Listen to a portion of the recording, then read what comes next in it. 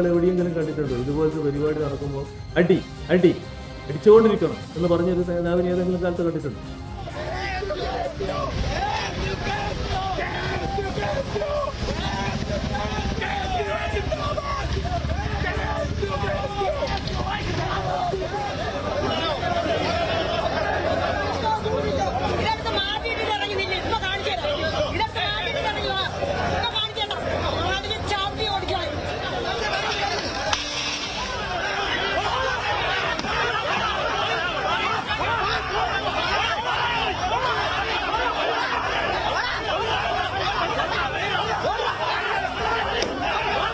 നമ്മൾ നടത്തുന്ന ഈ മാർച്ച് തീർച്ചയായും ജനാധിപത്യം സംരക്ഷിക്കുന്നതിന് വേണ്ടി നമ്മൾ നടത്തുന്ന മാർച്ചാണ് എന്ന് മാത്രം വിനയപൂർവ്വം പറഞ്ഞുകൊണ്ട്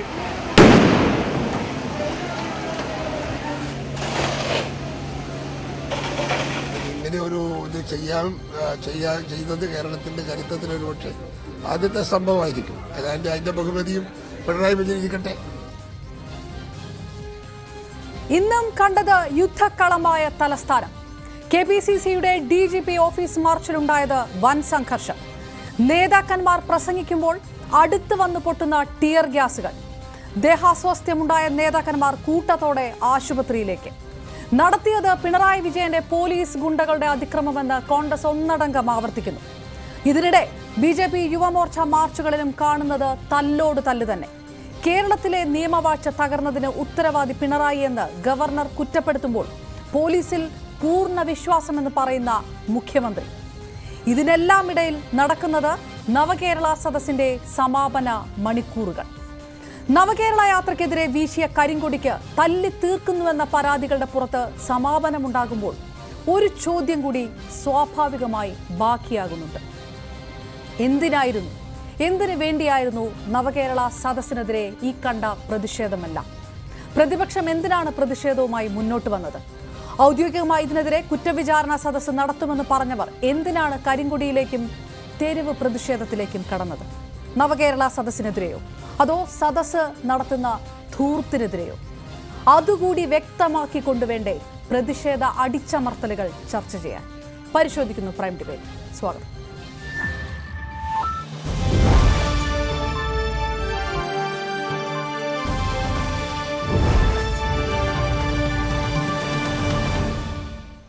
കോൺഗ്രസ് നേതാവ് നിജേഷ് അരവിന്ദ്, CPM നേതാവ് DYFI LS ലിജു, ഒപ്പം BJP നേതാവ് യുവരാജ് ഗോകുൽ, മാധ്യമപ്രവർത്തകനും രാഷ്ട്രീയ നിരീക്ഷകനുമായ ജേക്കബ് ജോർജ് എന്നിവർ ചേരുന്നു പ്രൈം ഡിബേറ്റിൽ. 4 പേർക്കും പാനലിലേക്ക് സ്വാഗതം. ആദ്യം നിജേഷ് അരവിന്ദിലേക്ക്. നിജേഷ്, കോൺഗ്രസിന്റെ മുൻനിര നേതാക്കളെല്ലാം നിരന്നു നിന്ന ഇന്നത്തെ പ്രതിഷേധം സമാധാനപരമായിട്ടായിരുന്നു. ഈ പ്രകോപനമുണ്ടായത് ഏത് ഭാഗത്തു നിന്നാണ്?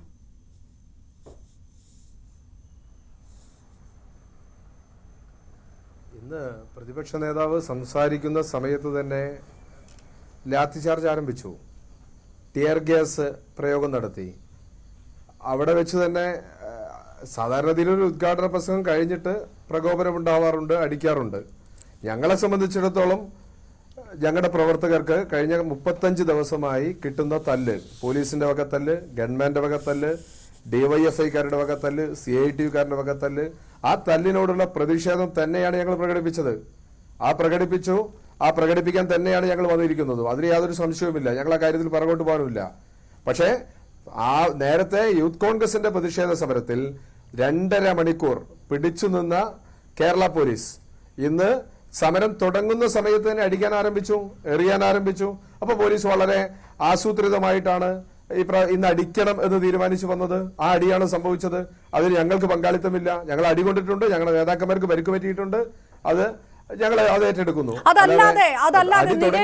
അതല്ലാതെ നേതാക്കന്മാർ സംസാരിക്കുമ്പോൾ പോലീസിനെതിരെ കല്ലേറുണ്ടായില്ലേ? അതല്ലാതെ നേതാക്കന്മാർ സംസാരിച്ചു കൊണ്ടിരിക്കുമ്പോൾ മാർച്ച് തുടങ്ങുന്നതിന് മുമ്പ് മാർച്ച് DGP ഓഫീസിന് മുന്നിൽ ഉദ്ഘാടന സമ്മേളനം നടക്കുമ്പോൾ പോലീസിനെതിരെ കല്ലേറുണ്ടായില്ലേ പ്രവർത്തകരുടെ ഭാഗത്തു നിന്ന്?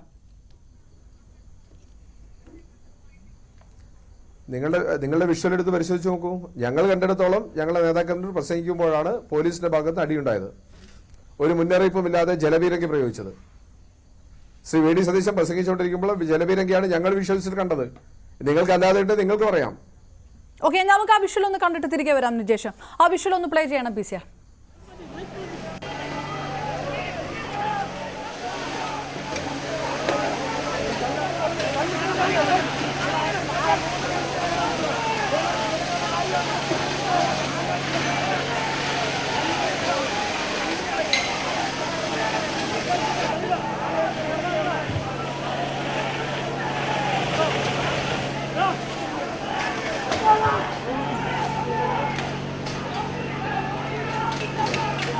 ഓക്കെ നിജേഷ്, പോലീസ് അതിക്രമത്തിലേക്ക് കടക്കുന്നതിന് മുൻപ് തന്നെ കല്ലെറിഞ്ഞു തുടങ്ങി എന്നുള്ളൊരു ആരോപണമുണ്ട്. അതിനപ്പുറത്തേക്ക് ഇത് പ്രതിരോധം മാത്രമായിരുന്നു. പോലീസ് ലാത്തി ചാർജിലേക്ക് കടന്നില്ല, പക്ഷേ ടിയർ ഗ്യാസിലേക്കും ജലപീരങ്കിയിലേക്കും കടന്നപ്പോൾ അതിനെ പ്രതിരോധിക്കാനായി പ്രവർത്തകർ കല്ലെറിഞ്ഞു. അതാണ് ഉണ്ടായതെന്നാണോ ദൃശ്യങ്ങളിൽ നിന്ന് മനസ്സിലാക്കേണ്ടത്?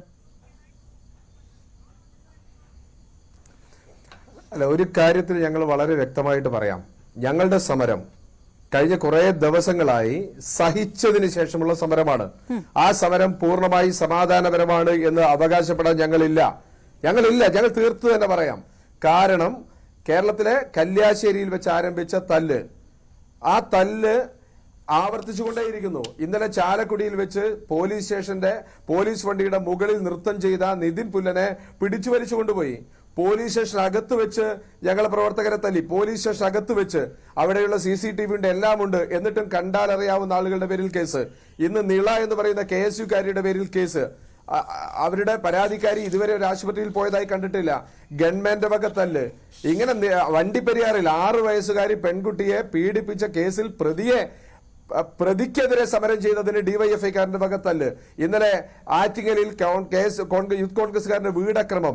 ഞങ്ങൾക്കും ജീവിക്കണ്ടേ ഇവിടെ? ഞങ്ങളുടെ കുട്ടികൾക്കും ജീവിക്കണ്ടേ? ഞങ്ങൾക്ക് ഇവിടെ നടക്കണ്ടേ? രാഷ്ട്രീയ പ്രവർത്തനം നടത്തണ്ടേ?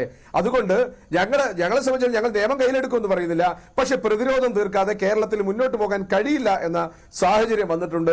അപ്പോൾ ആരെറിഞ്ഞു അല്ല, ഞങ്ങൾ പ്രതിഷേധിക്കാൻ തന്നെ വന്നതാണ്. ഞങ്ങൾ അണികളെ വിട്ടതല്ല, നേതാക്കന്മാർ വന്നതാണ്. ആ സാഹചര്യം സൃഷ്ടിച്ചത് പിണറായി വിജയന്റെ ധാർഷ്ട്യമാണ്. ആ ധാർഷ്ട്യത്തിലൂടെയുള്ള പ്രതിഷേധം തന്നെയാണ് കോൺഗ്രസിന്റെ സമരം. ആ നിലപാട് ഏതായാലും സുവ്യക്തമാണ്. സമാധാനപരമായിട്ടുള്ള ഒരു സമരമല്ല, അടിച്ചാൽ ഞങ്ങൾ തിരിച്ചടിക്കും, പ്രതിരോധത്തിലേക്ക് ഞങ്ങൾ പോകുന്നത് എന്നുള്ളത് അത് ക്ലിയർ ആണ്. നിജേഷ് അരവിന്ദ്, LS ലിജു, നവകേരള സദസ്സ് സമാപന മണിക്കൂറുകളിലൂടെ കടന്നു പോയിക്കൊണ്ടിരിക്കുന്ന ഒരു സമയമാണ്. കല്യാശ്ശേരി തൊട്ട് തുടങ്ങിയ തല്ലുമാല, പ്രതിഷേധം, അടി, തിരിച്ചടി, ഇതൊന്നും അവസാനിക്കുന്നില്ല. ഇപ്പോൾ ഇന്ന് കണ്ടത് ഒരു പ്രകോപനവും ഇല്ലാതെ പ്രസംഗിച്ചുകൊണ്ടിരുന്ന കോൺഗ്രസിലെ മുതിർന്ന നേതാക്കന്മാർക്കെതിരെ വരെ പോലീസിനെ ഉപയോഗിച്ച് അതിക്രമം നടത്തുകയാണ്. ആ ഒരു പൊതുബോധ്യമാണോ ജനങ്ങൾക്കുണ്ടാവേണ്ടത്? നോക്കൂ, ഇവിടെ നമ്മൾ കാണേണ്ട ഏറ്റവും പ്രധാനപ്പെട്ട ഒരു കാര്യം, ഈ നവകേരള സദസ്സ് എനിക്ക് തോന്നുന്നു ഇന്ത്യയിൽ ആദ്യമായിട്ടാണ് ഒരു സംസ്ഥാനത്തെ ഭരണകൂടം മുഖ്യമന്ത്രിയും അതുപോലെ മന്ത്രിമാരും ജനങ്ങളുടെ ഇടയിലേക്ക് ചെല്ലുകയാണ്, ജനങ്ങളെ നേരിട്ട് കാണുന്നതിന് വേണ്ടി. അപ്പോൾ അത് ചെല്ലുമ്പോൾ തന്നെ എല്ലാ സദസ്സുകളിലും അത് വ്യക്തമാണ്. ജനങ്ങൾ ഒരുപക്ഷെ മുഖ്യമന്ത്രിയെയും മന്ത്രിമാരെയും കാണുന്നതിനായി നേരിട്ട് എത്തിച്ചേരുകയാണ്. ജനങ്ങൾക്ക് ഈ പറഞ്ഞ നവകേരള സദസ്സിനോടും അതുപോലെ ഇടതുപക്ഷ ഗവൺമെൻറ്റിനോടും വലിയ വിശ്വാസം ഉണ്ട് എന്നുള്ളതിൻ്റെ അടിസ്ഥാനമാണ് ഈ നിലയിലേക്ക് വന്നിട്ടുള്ളത്. ഇന്നലെയും മെനിങ്ങാന്നുമായൊക്കെ നടന്ന, ഒരുപക്ഷെ ഇന്ന് സമാപിക്കുമ്പോൾ ഒട്ടനവധി കോൺഗ്രസിൻ്റെ നേതാക്കൾ ഉൾപ്പെടെ ഈ പറഞ്ഞ നവകേരള സദസ്സിലേക്ക് വന്നിട്ടുണ്ട്. ഇതൊക്കെ വല്ലാതെ ബുദ്ധിമുട്ട് ഇവരെ ഉണ്ടാക്കിയിട്ടുണ്ട്. അതോടൊപ്പം തന്നെ മറ്റൊരു കാര്യം, ഇവിടെ യൂത്ത് കോൺഗ്രസിൻ്റെയും KSUവിൻ്റെയും കുറച്ച് ക്രിമിനലായിട്ടുള്ള കുറേ ആളുകൾ ഇന്നിപ്പോൾ യൂത്ത് കോൺഗ്രസിൻ്റെയും KSUവിൻ്റെ ഉൾപ്പെടെ നേതൃനിരയിൽ വന്നിട്ടുണ്ട്. ഇപ്പോൾ അവരുടെ വ്യാജ പ്രസിഡന്റാണ് നിലവിൽ, അവരുടെ പ്രസിഡന്റായി രാഹുൽ മാങ്കൂട്ടം ഉൾപ്പെടെയുള്ളവർ നിലവിലുള്ളത്. അപ്പോൾ ഇത് വല്ലാതെ കോൺഗ്രസിനെയും യൂത്ത് കോൺഗ്രസിനെയും ജനങ്ങളുടെ മനസ്സിൽ ഇവരെ മറ്റൊരു ഫീലിംഗിലേക്ക് കൊണ്ടെത്തിച്ചിട്ടുണ്ട്. അതിനെ മറികടക്കാനും കൂടിയാണ് നിലവിൽ അക്രമ സംഭവം ഉണ്ടാക്കി ഇതിനെ എല്ലാം നേരിടുവാനും ഇതിൽ നിന്ന് ജനങ്ങളുടെ ശ്രദ്ധ തിരിച്ചുവിടാനുള്ള പരിശ്രമമാണ് ഇവർ നടത്തിയിട്ടുള്ളത്. ഞങ്ങളിവിടെ ആദ്യമേ പറഞ്ഞല്ലോ, നിങ്ങൾ ജനാധിപത്യാടിസ്ഥാനത്തിൽ ഏത് സമരം നടത്തിയാലും ആ സമരത്തോട് ഞങ്ങൾ യോജിക്കും. നിങ്ങൾ കരിങ്കൊടി പ്രതിഷേധം നടത്തിക്കോ, പ്രശ്നമില്ല. പക്ഷേ ആദ്യഘട്ടം മുതലേ ഇവർ ഒരു അക്രമം ഉണ്ടാക്കുക, ഒരു സംഭവം ഉണ്ടാക്കിയെടുക്കാൻ വേണ്ടി ബസ്സിന് മുമ്പിലേക്ക് ചാടുക, ബസ്സിന് മുമ്പിൽ ചാടിയ സ്വാഭാവികമായും അദ്ദേഹത്തെ വണ്ടി ഇടിച്ച് മരണപ്പെട്ടു കഴിഞ്ഞാൽ നവകേരള സദസ്സ് ആരംഭിച്ചു, ബസ് ഇടിച്ച് ഒരാൾ മരണപ്പെട്ടു എന്ന് തുടങ്ങിയാൽ ഇതെങ്ങനെയായിരിക്കും മുന്നോട്ട് പോകുന്നത് നമുക്കറിയാം. ലിജു, ആ രക്ഷാപ്രവർത്തനം വാക്ക് അത് വീണ്ടും പറയരുത്. തല്ല് നടത്തുമ്പോൾ പട്ടിയെ പോലെ തല്ലുന്ന സുരക്ഷാ ഉദ്യോഗസ്ഥരടക്കമുള്ള കാഴ്ചകൾ കണ്ടു കഴിഞ്ഞു. അത് വീണ്ടും പറയരുത്. ഞാനത് സൂചിപ്പിച്ചു എന്ന് മാത്രമേ ഉള്ളൂ. അവിടെ നടന്ന കാര്യങ്ങളെ സംബന്ധിച്ച് നമുക്ക് ആ വിഷ്വലി പൂർണ്ണമായി മനസ്സിലാവും. അത് അവിടെ നിൽക്കട്ടെ. പക്ഷേ ഈ നിലയിലേക്ക് ഈ വരുന്ന നവകേരള സദസ്സ് വരുന്ന സ്ഥലങ്ങളിലേക്കൊക്കെ ഈ നിലയിൽ പിന്നീട് നമ്മൾ കണ്ടതാണല്ലോ ഷൂ എറിയുന്ന സാഹചര്യം, അതുപോലെ തന്നെ തുടർന്ന് ഇങ്ങോട്ട് വരുമ്പോൾ കല്ലും കമ്പും വലിച്ചെറിയുന്ന സാഹചര്യം. ഇങ്ങനെ അപായപ്പെടുത്തുവാനും അക്രമ സംഭവം ഉണ്ടാക്കുവാനും പ്രകോപനം സൃഷ്ടിക്കുവാനുള്ള വലിയ പരിശ്രമം ഉണ്ടായി. ഏറ്റവും ഒടുവിൽ നടന്ന ഇവരുടെ സമരം നമ്മൾ കണ്ടല്ലോ, യൂത്ത് കോൺഗ്രസിന്റെ സമരം. ആ യൂത്ത് കോൺഗ്രസിന്റെ സമരത്തിൽ എന്തുമാത്രം പ്രകോപനം സൃഷ്ടിക്കാതിരിക്കുവാനുള്ള വലിയ പരിശ്രമം പോലീസിന്റെ ഭാഗത്തുനിന്നുണ്ടായി. പക്ഷേ ഇവർ ചെയ്തത് എന്താണ്? അവരങ്ങോട്ട് ചെന്ന് പോലീസിന്റെ ലാത്തി പിടിച്ചു വാങ്ങിച്ച് തിരിച്ചടിക്കുകയാണ്, അവരുടെ ഷീൽഡിനെ അടിച്ചു പൊട്ടിക്കുകയാണ്, അവിടെ പിന്നെ പോലീസിന് നേരെ കല്ലെറിയുകയാണ്, അക്രമ സംഭവം അങ്ങോട്ടുണ്ടാക്കുകയാണ്. അതുകൊണ്ട് പോലീസിനെ കൊണ്ട് ഇത് നിയന്ത്രിക്കാൻ കഴിയില്ല എന്ന് മനസ്സിലായതുകൊണ്ടാണ് ഡിവൈഎഫ്ഐ അടക്കമുള്ളവര് ഇടപെട്ട് ഈ തല്ലിൽ നേരിട്ട് പങ്കാളികളായി അവരെ തിരിച്ചു തല്ലാൻ നടക്കുന്നത്. ഡിവൈഎഫ്ഐക്കാരാണെന്ന് പൂർണ്ണമായി നമുക്ക് പറയാൻ വേണ്ടി കഴിയില്ല. അത് നമ്മൾ പൊതുമാധ്യമവും അതുപോലെ തന്നെ കോൺഗ്രസും BJPയുമായി പൂർണ്ണമായി അങ്ങനെ ഒരു ശ്രദ്ധ കേന്ദ്രീകരിക്കാൻ വേണ്ടി ശ്രമിക്കുന്നതുകൊണ്ടാണ്, അങ്ങനെ മാറ്റി തിരിക്കാൻ വേണ്ടി വിടുന്നതുകൊണ്ടാണ്. ചിലയിടങ്ങളിൽ നടന്നത് എന്താണ്?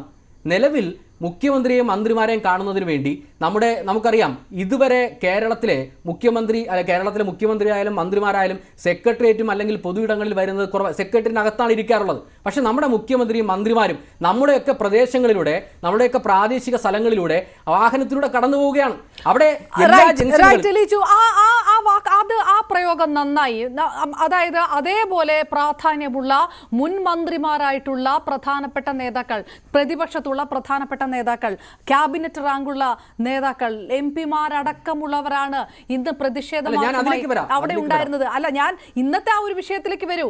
ഏത് രീതിയിലേക്ക് ഞാൻ അതിലേക്ക് വരാം. ഞാൻ പറഞ്ഞത്, അങ്ങനെ കടന്നു പോകുമ്പോൾ എല്ലാ ജംഗ്ഷനിലും ആളുകൾ ഉണ്ടാകും. ഒരുപാട് പേര് ജനങ്ങൾ ഒരുപക്ഷെ അവരുടെ പ്രദേശങ്ങളിലൂടെ കടന്നു പോകുന്നതുകൊണ്ട് തന്നെ അവിടെ ജനക്കൂട്ടം ഉണ്ടാകുന്നുണ്ട്. ആ ജനക്കൂട്ടത്തിലാണ് കരിങ്കൊടിയുമായി എത്തുന്നത്. അതിൻ്റെതായ അങ്ങോട്ടും ഇങ്ങോട്ടുമുള്ള പ്രശ്നങ്ങൾ അവിടെ ഉണ്ടായിട്ടുണ്ട്. അത് അവിടെ നിൽക്കട്ടെ. അതിനുശേഷം ഇന്ന് നടന്നതും ഇന്നലെ നടന്നതും മിനിങ്ങാൻ നടന്നതുമായിട്ടുള്ള പ്രതിഷേധങ്ങൾ. ഇന്നലെ CI2-ന്റെ ഓഫീസിനകത്ത് അവിടുത്തെ ചുമട്ട് തൊഴിലാളികളെ ആക്രമിക്കുകയാണ് KSUവിൻ്റെ പ്രവർത്തകർ. അവർ ആശുപത്രികളിലാണ്. ഇന്നലെ വെഞ്ഞാറമൂട്, അതുപോലെ തന്നെ ആറ്റിങ്ങൽ ആലങ്കോടുള്ള അവിടെ ഒരു കൗൺസിലർ വീട് അടിച്ചു തകർക്കുന്ന സ്ഥിതിയുണ്ടായി. ഇന്നലെ SFIയുടെയും DYFയുടെയും പ്രവർത്തകർക്ക് വീട് നേരെ ആക്രമണം ഉണ്ടായി. ഇന്ന് DYFയുടെ ഉൾപ്പെടെ ഭാരവാഹികൾ അവരെ വീട് സന്ദർശിക്കുന്നതിന് വേണ്ടി പോയി. അങ്ങനെ ഒട്ടനവധി പ്രതികരണങ്ങൾ ഈ നിലയിലേക്ക് ഇവരുടെ ഭാഗത്തുനിന്ന് ഉണ്ടാകുന്നുണ്ട്. ഇന്ന് നടന്ന സംഭവം, ഇന്ന് തരത്തിൽ അവിടെ അരങ്ങേറിയതൊരു നാടകമല്ലേ? അവിടെ നമ്മൾ കണ്ടത് എന്താണ്? ഇവർ പ്രതിഷേധ മാർച്ചുമായി ബന്ധപ്പെട്ട് വരികയാണ്. വന്ന് അവിടെ ഒരു യോഗം ആരംഭിക്കുകയാണ്. ആ യോഗം ആരംഭിച്ച് യോഗത്തിനുള്ളിൽ അവിടുത്തെ കോൺഗ്രസിൻ്റെ സംസ്ഥാന പ്രസിഡന്റും അതുപോലെ പ്രതിപക്ഷ നേതാക്കളും അവരുടെ MP-മാരും MLA-മാരും ഉൾപ്പെടെ വേദിയിലിരുന്ന് ഉദ്ഘാടന പ്രസംഗം നടക്കുകയാണ്. ആ നടക്കുന്ന സാഹചര്യത്തിൽ എവിടെയെങ്കിലും, ഞാൻ ഇന്ന് ന്യൂസ് 8-ന്റെ റിപ്പോർട്ടർ തന്നെ പറയുന്നത് കേട്ടല്ലോ, എവിടെയെങ്കിലും സാധാരണഗതിയിൽ ഒരുപക്ഷെ ഉദ്ഘാടനം കഴിഞ്ഞതിന് ശേഷം മാത്രമേ അവിടെ ഈ പറഞ്ഞ പ്രതിഷേധത്തിലേക്കോ അല്ലെങ്കിൽ ബാരിക്കേഡ് മറിക്കുന്നതിന് വേണ്ടിയോ പോകും, അല്ലെങ്കിൽ ആദ്യഘട്ടത്തിലുണ്ടാകും. ഇവിടെ സംഭവിച്ചത് എന്താണ്? ഉദ്ഘാടന സെക്ഷൻ നടക്കുന്ന സമയത്ത് തന്നെ കുറച്ചുപേർ അവിടെ ബാരിക്കേഡിന് അടുത്തേക്ക് പോവുകയാണ്. ബാരിക്കേഡിന് അടുത്തേക്ക് പോയി ബാരിക്കേഡ് മറിക്കാൻ ശ്രമിക്കുന്നു, കല്ലേറ് നടക്കുന്നു. ഇതാണല്ലോ അവിടെ കണ്ട വിഷ്വൽ. ഇത് നിങ്ങളെല്ലാവരും കാണിച്ചതാണ്. ന്യൂസ് 8-ന്റെ റിപ്പോർട്ടർ ഉൾപ്പെടെ അവിടെ പറയുന്നത് ഞാൻ കേട്ടല്ലോ. അങ്ങനെ ഇതിനെ ബോധപൂർവം ഇവർ സംസാരിച്ചു കൊണ്ടിരിക്കുന്ന സമയത്ത് തന്നെ അവിടെ ജലവീരങ്കി ഉപയോഗിക്കുക, അവിടെ ഗ്രനേഡ് ഉപയോഗിക്കുക. സംസാരിച്ചു കൊണ്ടിരിക്കുമ്പോൾ അദ്ദേഹത്തിന്റെ അടുത്ത് വന്ന് ടിയർ ഗ്യാസ് പൊട്ടുകയാണ്. ഈ ബാരിക്കേഡ് നിലനിൽക്കുന്നതിന് തൊട്ട് അടുത്താണ് ഈ പറയുന്ന വേദിയുള്ളത്. ആ വേദിയുടെ അടുത്തേക്ക് വന്ന്, അല്ലെങ്കിൽ ഇവരുടെ പ്രവർത്തകർ ആ സംയമനം പാലിക്കണ്ടേ? ഇതൊക്കെ കനകോലുവിന്റെ തന്ത്രമാണെന്നേ. ഇവിടെ K. സുധാകരനും VD സതീശനും ഉൾപ്പെടെ ഇരിക്കുമ്പോൾ സ്വാഭാവികമായും എന്താണ് പറയുന്നത്? ഒരു പ്രതിഷേധം വരുമ്പോഴേക്കും എല്ലാ പോലീസ് സന്നാഹത്തെയും അവിടെ കൊണ്ടുവന്ന് നിർത്താൻ പാകത്തിന് സംസ്ഥാനത്തെ ക്രമസമാധാന നില തകർന്നുപോയി എന്നാണോ ഈ പറഞ്ഞു വരുന്നത്? ഇന്നലെ KSUവിന്റെ മാർച്ച് നമ്മൾ കണ്ടു. അതിന് തൊട്ട് തലേ ദിവസം യൂത്ത് കോൺഗ്രസിന്റെ മാർച്ച് കണ്ടു. ഈ 2 മാർച്ചിനകത്ത് സംഭവിച്ചത് എന്തുകൊണ്ടാണ് നമ്മൾ മറന്നു പോകുന്നത്? ഈ 2 മാർച്ചിനകത്ത് ഇന്ന് നമ്മൾ കണ്ടില്ലേ, 2 പോലീസിനെ വളഞ്ഞിട്ട് തല്ലുകയല്ലേ? ഇവരുടെ നേതൃത്വമാണ് കല്ലേറിന് നേതൃത്വം കൊടുക്കുന്നത്. കണ്ടില്ലേ?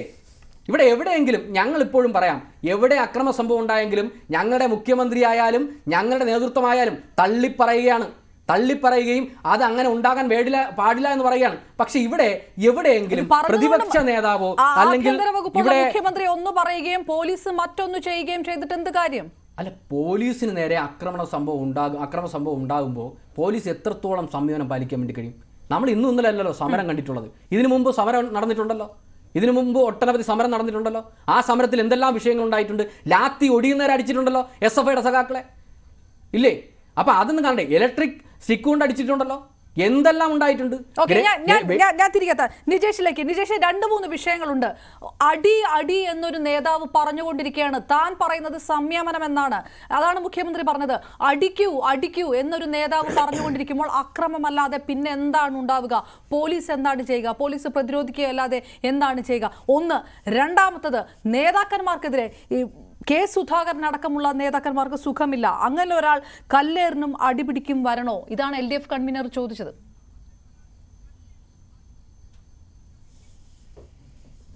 ഒന്ന്, കല്യാശ്ശേരിയിൽ വെച്ചാണ് ഏറ്റവും ആദ്യത്തെ സംഘടന ഉണ്ടായത്. റോഡരികിൽ കരിങ്കൊടി കാണിച്ച യൂത്ത് കോൺഗ്രസുകാരെ പോലീസ് അടിക്കാൻ വന്നു, പോലീസ് തടയാൻ വന്നു. ആ തടയാൻ വന്ന സമയത്ത് ഡിവൈഎഫ്ഐയുടെ കല്യാശ്ശേരിയിലെ നേതാക്കന്മാർ ഹെൽമെറ്റ് കൊണ്ടും ചെടിച്ചട്ടി കൊണ്ടും അടിച്ചതാണ് ആദ്യത്തെ സീൻ. ആ സീൻ വന്ന സമയത്ത് പോലീസ് കേസെടുത്തു, വധശ്രമത്തിന് കേസെടുത്തു. ഡിവൈഎഫ്ഐ നേതാക്കന്മാരെ 28 ദിവസം റിമാൻഡ് ചെയ്തു. ആ 28 ദിവസം റിമാൻഡ് ചെയ്ത കേരള പോലീസിന്റെ വാദത്തിന് എതിർവാദമാണ് കേരളത്തിന്റെ മുഖ്യമന്ത്രി ഉന്നയിച്ചത്. അവർ ജീവൻ രക്ഷാ സേനയാണ് എന്ന് പറഞ്ഞു. അവിടെ തന്നെ കോൺട്രഡിക്ഷൻ അല്ലേ? എന്നാണ് മിസ്റ്റർ ലിജു, കേരളത്തിന്റെ മുഖ്യമന്ത്രി, സമാധാനത്തിന്റെ സംരക്ഷകനായി സംസാരിച്ചത്? ഈ യാത്ര തുടങ്ങി തീരുന്നത് വരെ അംഗപരിമിതനായ 2 കാലില്ലാത്ത അജുവിനെ അടിച്ചു താഴെയിട്ടപ്പോൾ വരെ ഞാൻ കണ്ടിട്ടില്ല എന്ന് പറഞ്ഞ അടിക്ക് യൂത്ത് കോൺഗ്രസുകാരെയും KSUക്കാരെയും തല്ലുന്നതിന് പ്രോത്സാഹനം നൽകിയ സമീപനമാണ് കേരളത്തിന്റെ മുഖ്യമന്ത്രി, ക്രിമിനൽ മനസ്സുള്ള പിണറായി വിജയൻ കാണിച്ചത്.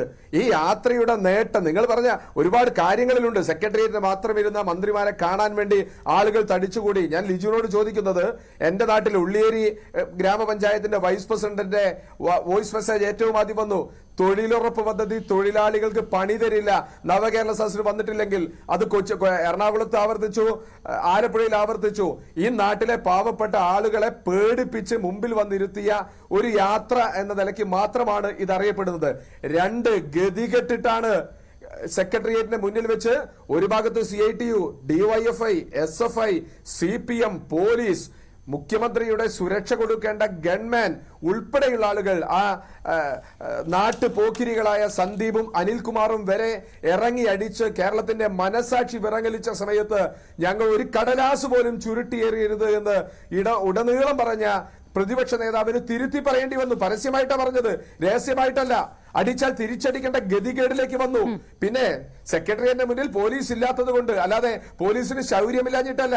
ആയിരക്കണക്കിന് യൂത്ത് കോൺഗ്രസുകാരുള്ളപ്പോൾ 400 പോലീസായി പോയി, അതുകൊണ്ട് പതുങ്ങി നിന്നു എന്നാണ് പറയേണ്ടത്. ഞങ്ങൾ തീർത്തു പറയുന്നു, ഞങ്ങളുടെ പ്രവർത്തകർക്ക് തല്ല് കിട്ടിയത് എത്രയോ സഹിച്ചു.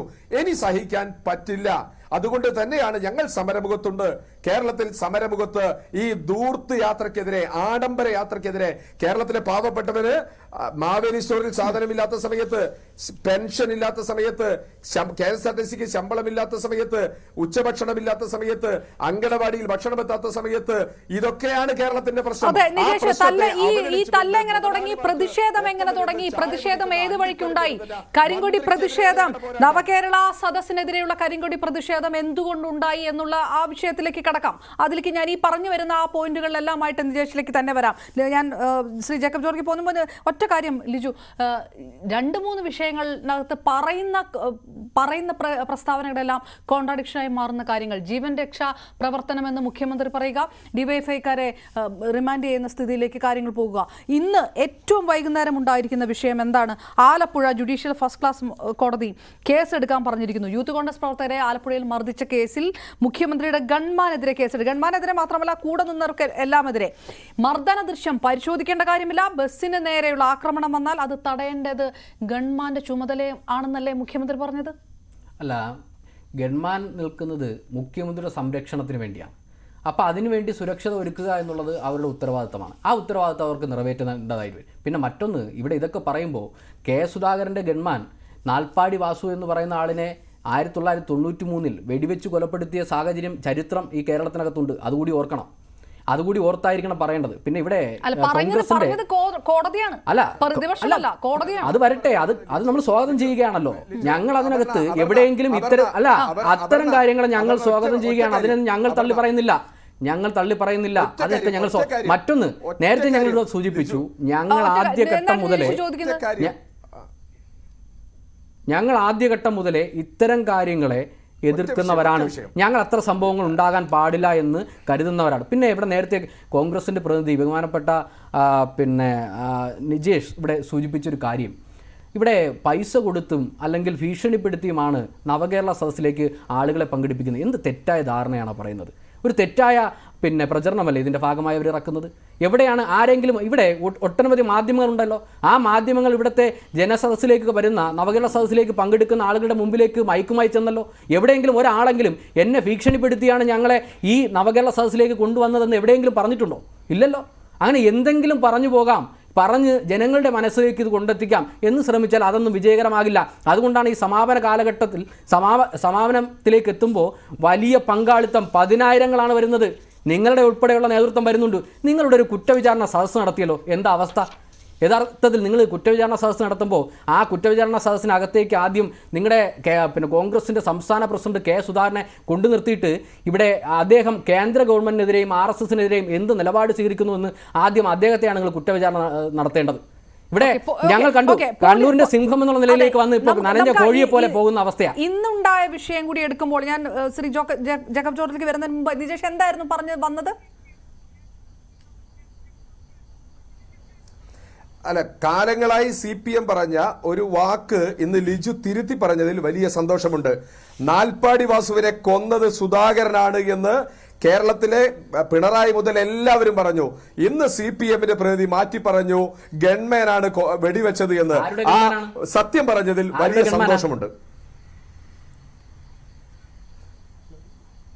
സുധാകരനാണ് വെടിവെച്ചത് എന്നാണ് നിങ്ങൾ കാലാകാലം പറഞ്ഞത്, കോടതിയിൽ പറഞ്ഞത്, തെരുവിൽ പറഞ്ഞത്, കേസെടുത്തത് കെ സുധാകരന്റെ ഗൺമാൻ. ഇന്ന് തിരുത്തി പറഞ്ഞു ഗൺമാനാണ് വെടിവെച്ചത്. 30 വർഷത്തിന് ശേഷമാണ് തിരുത്തി പറഞ്ഞത്. സംസ്ഥാന കമ്മിറ്റി അംഗമാണ് ലിജു പറയുന്നത് തന്നെയാണ് പാർട്ടി പറഞ്ഞു വരുന്നത്. ആ വിഷയത്തിലേക്ക് കടക്കണ്ടെന്ന് തോന്നുന്നു. അതായത് നീണ്ടു പോകും. നിജേഷ്, ഞാൻ തിരികെ എത്താം. ശ്രീ ജേക്കബ് ജോർജ്, വളരെ പ്രധാനപ്പെട്ട കാര്യം ഇന്ന് കണ്ടത്. പറയണം. അല്ല, ഗൺമാൻ ആരുടെ ഗൺമാനാണ്? കെ സുധാകരന്റെ ഗൺമാനല്ലേ? അത് പറയണ്ടേ? അപ്പൊ കെ സുധാകരന്റെ ഗൺമാൻ ചെയ്താൽ അത് കെ സുധാകരൻ ചെയ്യുന്നതിന് തുല്യ. അല്ല, ഞാൻ ഒരു കാര്യം ചോദിക്കട്ടെ. നിങ്ങൾ ഇവിടെ കേരളത്തിലെ പോലീസ് എവിടെയെങ്കിലും ആക്രമണം നടത്തിയാൽ നിങ്ങൾ പറയുന്നത് എന്താ? പിണറായിയുടെ പോലീസ് എന്നല്ലേ നിങ്ങൾ പറയുന്നത്? അപ്പൊ അത് തന്നെ അതിന്റെ ഉത്തരവാദിത്വം ആർക്കാ? മിസ്റ്റർ പറയാൻ അറിയില്ലെങ്കിൽ മിണ്ടാതിരിക്കുക. നിങ്ങൾ പോയി സംസ്ഥാന കമ്മിറ്റി ചോദിച്ചു നോക്കുക. കെ സുധാകരൻ ചെയ്തതിന് തുല്യമാണെന്നാണ് പറഞ്ഞത്. അത് പറയാൻ അറിയില്ലാത്തതുകൊണ്ടല്ല, അത് തന്നെയാണ്. നിങ്ങൾ പറയാൻ എന്നെ പഠിപ്പിക്കേണ്ടതില്ല. നിങ്ങൾക്ക് പറയാനുള്ളത് നിങ്ങൾ പറഞ്ഞാൽ മതി. എനിക്ക് പറയാനുള്ളത് പറയാൻ എനിക്കറിയാം. നിങ്ങളുടെ ഇവിടെ സർട്ടിഫിക്കറ്റ് ആവശ്യമില്ല. തിരുത്തിയത് നന്നായി, അത്രേ പറഞ്ഞുള്ളൂ. ഞാൻ ഈ വിഷയത്തിലേക്ക് കടക്കട്ടെ. നിജേഷ് അരവിന്ദ്, ഞാൻ വിഷയത്തിലേക്ക് കടക്കട്ടെ. ജേക്കബ് ജോർജ്, ഇന്ന് കണ്ടത് പ്രധാനമായിട്ട് എന്താണ്? ടിയർ ഗ്യാസ് പൊട്ടുന്നത്, പ്രതിപക്ഷ നേതാവ് സംസാരിച്ചുകൊണ്ടിരിക്കുന്ന ഇപ്പോൾ ഈ തത്സമയ ദൃശ്യങ്ങളിലൂടെ കണ്ടുകൊണ്ട് നമുക്ക് ഈ ചർച്ച തുടർന്നു കൊണ്ടുപോകണം. KPCC ആസ്ഥാനത്ത് നടക്കുന്ന പ്രതിഷേധ പ്രകടനമാണ്.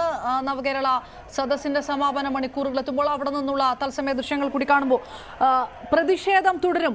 അതിനി സമാധാനപരം ഒന്നും ആയിരിക്കില്ല എന്ന് അവർ വ്യക്തമാക്കിയിട്ടുണ്ട്. ക്ലിയറാണ്. ശ്രീ ജേക്കബ് ജോർജ്, പ്രതിപക്ഷ നേതാവ് സംസാരിക്കുമ്പോഴാണ് ടിയർ ഗ്യാസ് അടുത്ത് വന്ന് പൊട്ടുന്നത്. ഒരു പ്രതിഷേധവും അനുവദിക്കുകയില്ല എന്ന് തീരുമാനിക്കുകയാണോ സർക്കാർ? ഇപ്പം തൊട്ട് മുമ്പ് ലിജുവും നിജേഷും തമ്മിലുള്ള തർക്കത്തെക്കുറിച്ച് ഒരു ക്ലാരിഫിക്കേഷൻ എൻ്റെ വക. ഞാൻ ആ സമയത്ത് ഇന്ത്യ ടുഡേ ലേഖകനായിരുന്നു. കണ്ണൂർ എൻ്റെ ഒരു പ്രധാനപ്പെട്ട വിഷയമായിരുന്നു. കേരളത്തിൻ്റെ കറസ്പോണ്ടൻ്റ് ആയിരുന്നു ഞാൻ. കണ്ണൂരിൽ ഞാൻ മിക്കവാറും എല്ലാ ആഴ്ചയിലും പോകുമായിരുന്നു. ആ സമയത്ത് അവിടെ ബോംബ് പൊട്ടുന്ന സമയം RSS CPM ആക്രമണം, പിന്നീട് CPM കോൺഗ്രസ് ആക്രമണം ഞാൻ നേരിട്ട് റിപ്പോർട്ട് ചെയ്തിട്ടുള്ളതാണ്. അവിടെ നാൽപ്പാടി വാസുവിനെ 1993 വെടിപ്പിച്ചു കൊന്നത് കെ സുധാകരൻ്റെ ഗൺമാനാണ്. അത് ചരിത്രമാണ്, അത് കഥയല്ല, രാഷ്ട്രീയ പ്രചാരണമല്ല, നമ്മൾ കണ്ടതാണ്.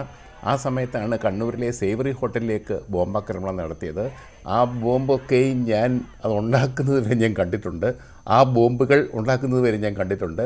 ഞാൻ ഇന്ത്യ ടുഡേയിൽ എനിക്ക് ഭയങ്കര ഒരു വളർച്ച ഉണ്ടാക്കിയ ഒരു സംഭവമാണ് ആ സമയത്തെ എൻ്റെ റിപ്പോർട്ടിംഗ്. അതുകൊണ്ട് ആധികാരികമായിട്ട് എനിക്ക് പറയാൻ കഴിയും കെ സുധാകരൻ്റെ ഗൺമാനാണ് ആ വെടിവെച്ച് നാൽപ്പാടി വാസുവിനെ കൊന്നത് CPM പ്രവർത്തകൻ, സംശയമില്ല. വെടിവെച്ച് കൊല്ലുകയായിരുന്നു. വെടിവെച്ചത് ഗൺമാൻ തന്നെയാണ്. അതുതന്നെയാണ് യാഥാർത്ഥ്യം. അതിൽ ലിജു പറഞ്ഞതാണ് ശരി എന്ന് തന്നെയാണ് ഒരു മാധ്യമ പ്രവർത്തകൻ അന്നത്തെ ഒരു നേരിട്ട് റിപ്പോർട്ട് ചെയ്ത ഒരു കാലഘട്ടമായിരുന്നു. അതുകൊണ്ട് എനിക്ക് ആധികാരികമായിട്ട് തന്നെ പറയാൻ കഴിയും. അങ്ങനെ തന്നെയാണ്. ലിജു ആരെയും തിരുത്തിയിട്ടില്ല എന്നാണ് എനിക്ക് പറയാനുള്ളത്. ഇപ്പോൾ അപർണ, ഞാൻ ഈ ഇവിടുത്തെ പോലീസിന്റെ ആക്രമണത്തിൽ ഒറ്റ കാര്യം ഞാൻ പറഞ്ഞ നിജേഷ് പറയുന്നത് ഈ ആരോപണം മാറ്റി കോൺഗ്രസിന്റെ വാദവും അത് തന്നെയായിരുന്നു. CPM അങ്ങനെ ബാധിച്ചിട്ടില്ല. ഞാൻ പറഞ്ഞത് ബാധിച്ചിട്ടില്ല. ഞങ്ങൾ പറഞ്ഞതും അതാണ്, ഗൺമാനാണ് വെടിവെച്ചത്. CPM പറഞ്ഞത് ഇല്ല. CPMന്റെ അന്നത്തെ ദേശാഭിമാനി എടുത്ത് നോക്കിയോ, ഗൺമാൻ തന്നെയാണ് വെടിവെച്ചത്. അന്നത്തെ ദേശാഭിമാനി റിപ്പോർട്ടുകൾ എടുത്ത് നോക്കിക്കോ, അന്നത്തെ എല്ലാ പത്രങ്ങളും നോക്കിക്കോ. 1993-92 അതെ, CPMന്റെ നിലപാട് അത് തന്നെയാണ്, യാതൊരു സംശയവുമില്ല. പോട്ടെ, നമുക്ക് ഇതിന്റെ കോണ്ടെക്സ്റ്റിൽ അത് പെടുന്നതല്ല. ഞാൻ നിങ്ങൾ തമ്മിൽ തർക്കം നടന്നപ്പോൾ ഞാൻ ഇടപെട്ടു എന്ന് മാത്രമേ ഉള്ളൂ. ഞാൻ ഒരുപക്ഷെ ലിജുവിനെ തന്നെ സപ്പോർട്ട് ചെയ്യാണ് ആ കാര്യത്തിൽ. ലിജു പറഞ്ഞതാണ് ശരി, അത് നിജേഷ് പറഞ്ഞത് അത് തന്നെയാണ് കാര്യം. ഓക്കെ, പോട്ടെ, നമുക്ക് സാരമില്ല. ഇന്നത്തെ വിഷയത്തിൽ ഞാൻ ഒരു കാരണവശാലും ഇത്തരം, കാരണം വിദ്യാർത്ഥി സംഘടനകൾ, യുവജന സംഘടനകൾ, കേരളം വളരെ മുന്നോട്ട് പോയിരിക്കുന്നു, പുരോഗതി നേടിയിരിക്കുന്നു.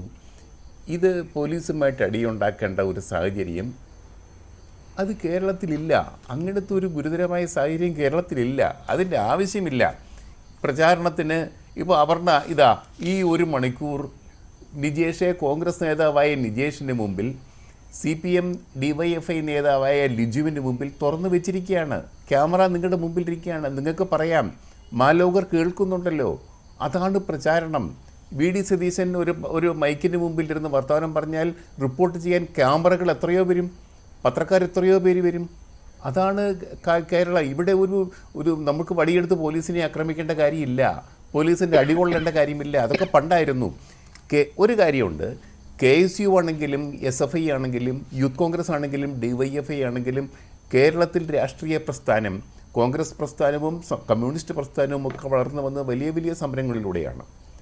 ആ സമരങ്ങളിലൂടെയാണ് കേരളത്തിൽ ഇന്നിതാ രണ്ട് ധ്രുവങ്ങളായിട്ട് നിൽക്കുന്ന, ഒരു വശത്ത് CPMന്റെ നേതൃത്വത്തിലുള്ള ഇടതുപക്ഷ ജനാധിപത്യ മുന്നണി, മറ്റേ വശത്ത് CPMന്റെ നേതൃത്വത്തിലുള്ള ഇടതുപക്ഷ ജനാധിപത്യ മുന്നണി. ഈ രണ്ട് ചേരികൾക്കിടയിലൂടെ ഒരിടം കിട്ടാൻ ശ്രമിക്കുന്ന BJPക്ക് ഇവിടെ കടന്നു വരാൻ കഴിയാത്തതെന്താ? ഈ രണ്ട് പാർട്ടികളിലും നേടിയെടുത്ത ഒരു അടിത്തറയാണ്, ഉറപ്പിച്ച ഒരടിത്തറ. അതാണ് പ്രധാനം. ആ അടിത്തറ നിലനിർത്തണമെങ്കിൽ പഴയ രീതിയിലുള്ള കല്ലേറും ഒന്നും നടക്കില്ല. ബോംബെറിഞ്ഞ ആളെ കൊല്ലുന്ന രാഷ്ട്രീയത്തിലൂടെ കേരള സമൂഹം വളരെ പുരോഗമിച്ചിരിക്കുന്നു. ഇതൊക്കെ കാലഹരണപ്പെട്ട പരിപാടികളാണ്. ഇതൊന്നുമല്ല. SFI ആണെങ്കിലും ഞാനിത് പറയും, ഇന്ന് നടന്ന പ്രതിഷേധം, അത് മുതിർന്ന കോൺഗ്രസ് നേതാക്കളുടെ ഭാഗത്ത് നടന്ന പ്രതിഷേധം, ഉദ്ഘാടന സമ്മേളനത്തിൽ ഒരു വിമർശനാത്മകമായിട്ടുള്ള പ്രസംഗം നടത്താൻ പറ്റും. 9 മിനിറ്റ് സംസാരിച്ചിട്ടുണ്ട് KPCC അധ്യക്ഷൻ. അതിനുശേഷം പ്രതിപക്ഷ നേതാവ് വന്നതേ ഉള്ളൂ. അപ്പോഴേക്കും ടിയർ ഗ്യാസ് പൊട്ടി വീഴുന്നത് അവിടേക്ക് തന്നെയാണ്. ആ മാർച്ച് തന്നെ അലങ്കോലപ്പെടുത്തുന്ന രീതിയിലേക്ക് ഒരു തരത്തിലുള്ള പ്രതിഷേധവും അനുവദിക്കുകയില്ല. അത്രയും സുസന്നമായിട്ട് സജ്ജമായിട്ട് അത്രയും പോലീസുകാർ അവിടെ ഉണ്ടായിരുന്നു. അങ്ങനെ ഒരു പ്രിക്കോഷൻ തന്നെ എടുക്കുന്നത് എന്ത് സന്ദേശമാണ് നൽകുന്നത്? ഞാൻ പറയും, എനിക്ക് തോന്നുന്നു ഗവൺമെന്റിന് അതിൻ്റെ ആവശ്യമില്ല.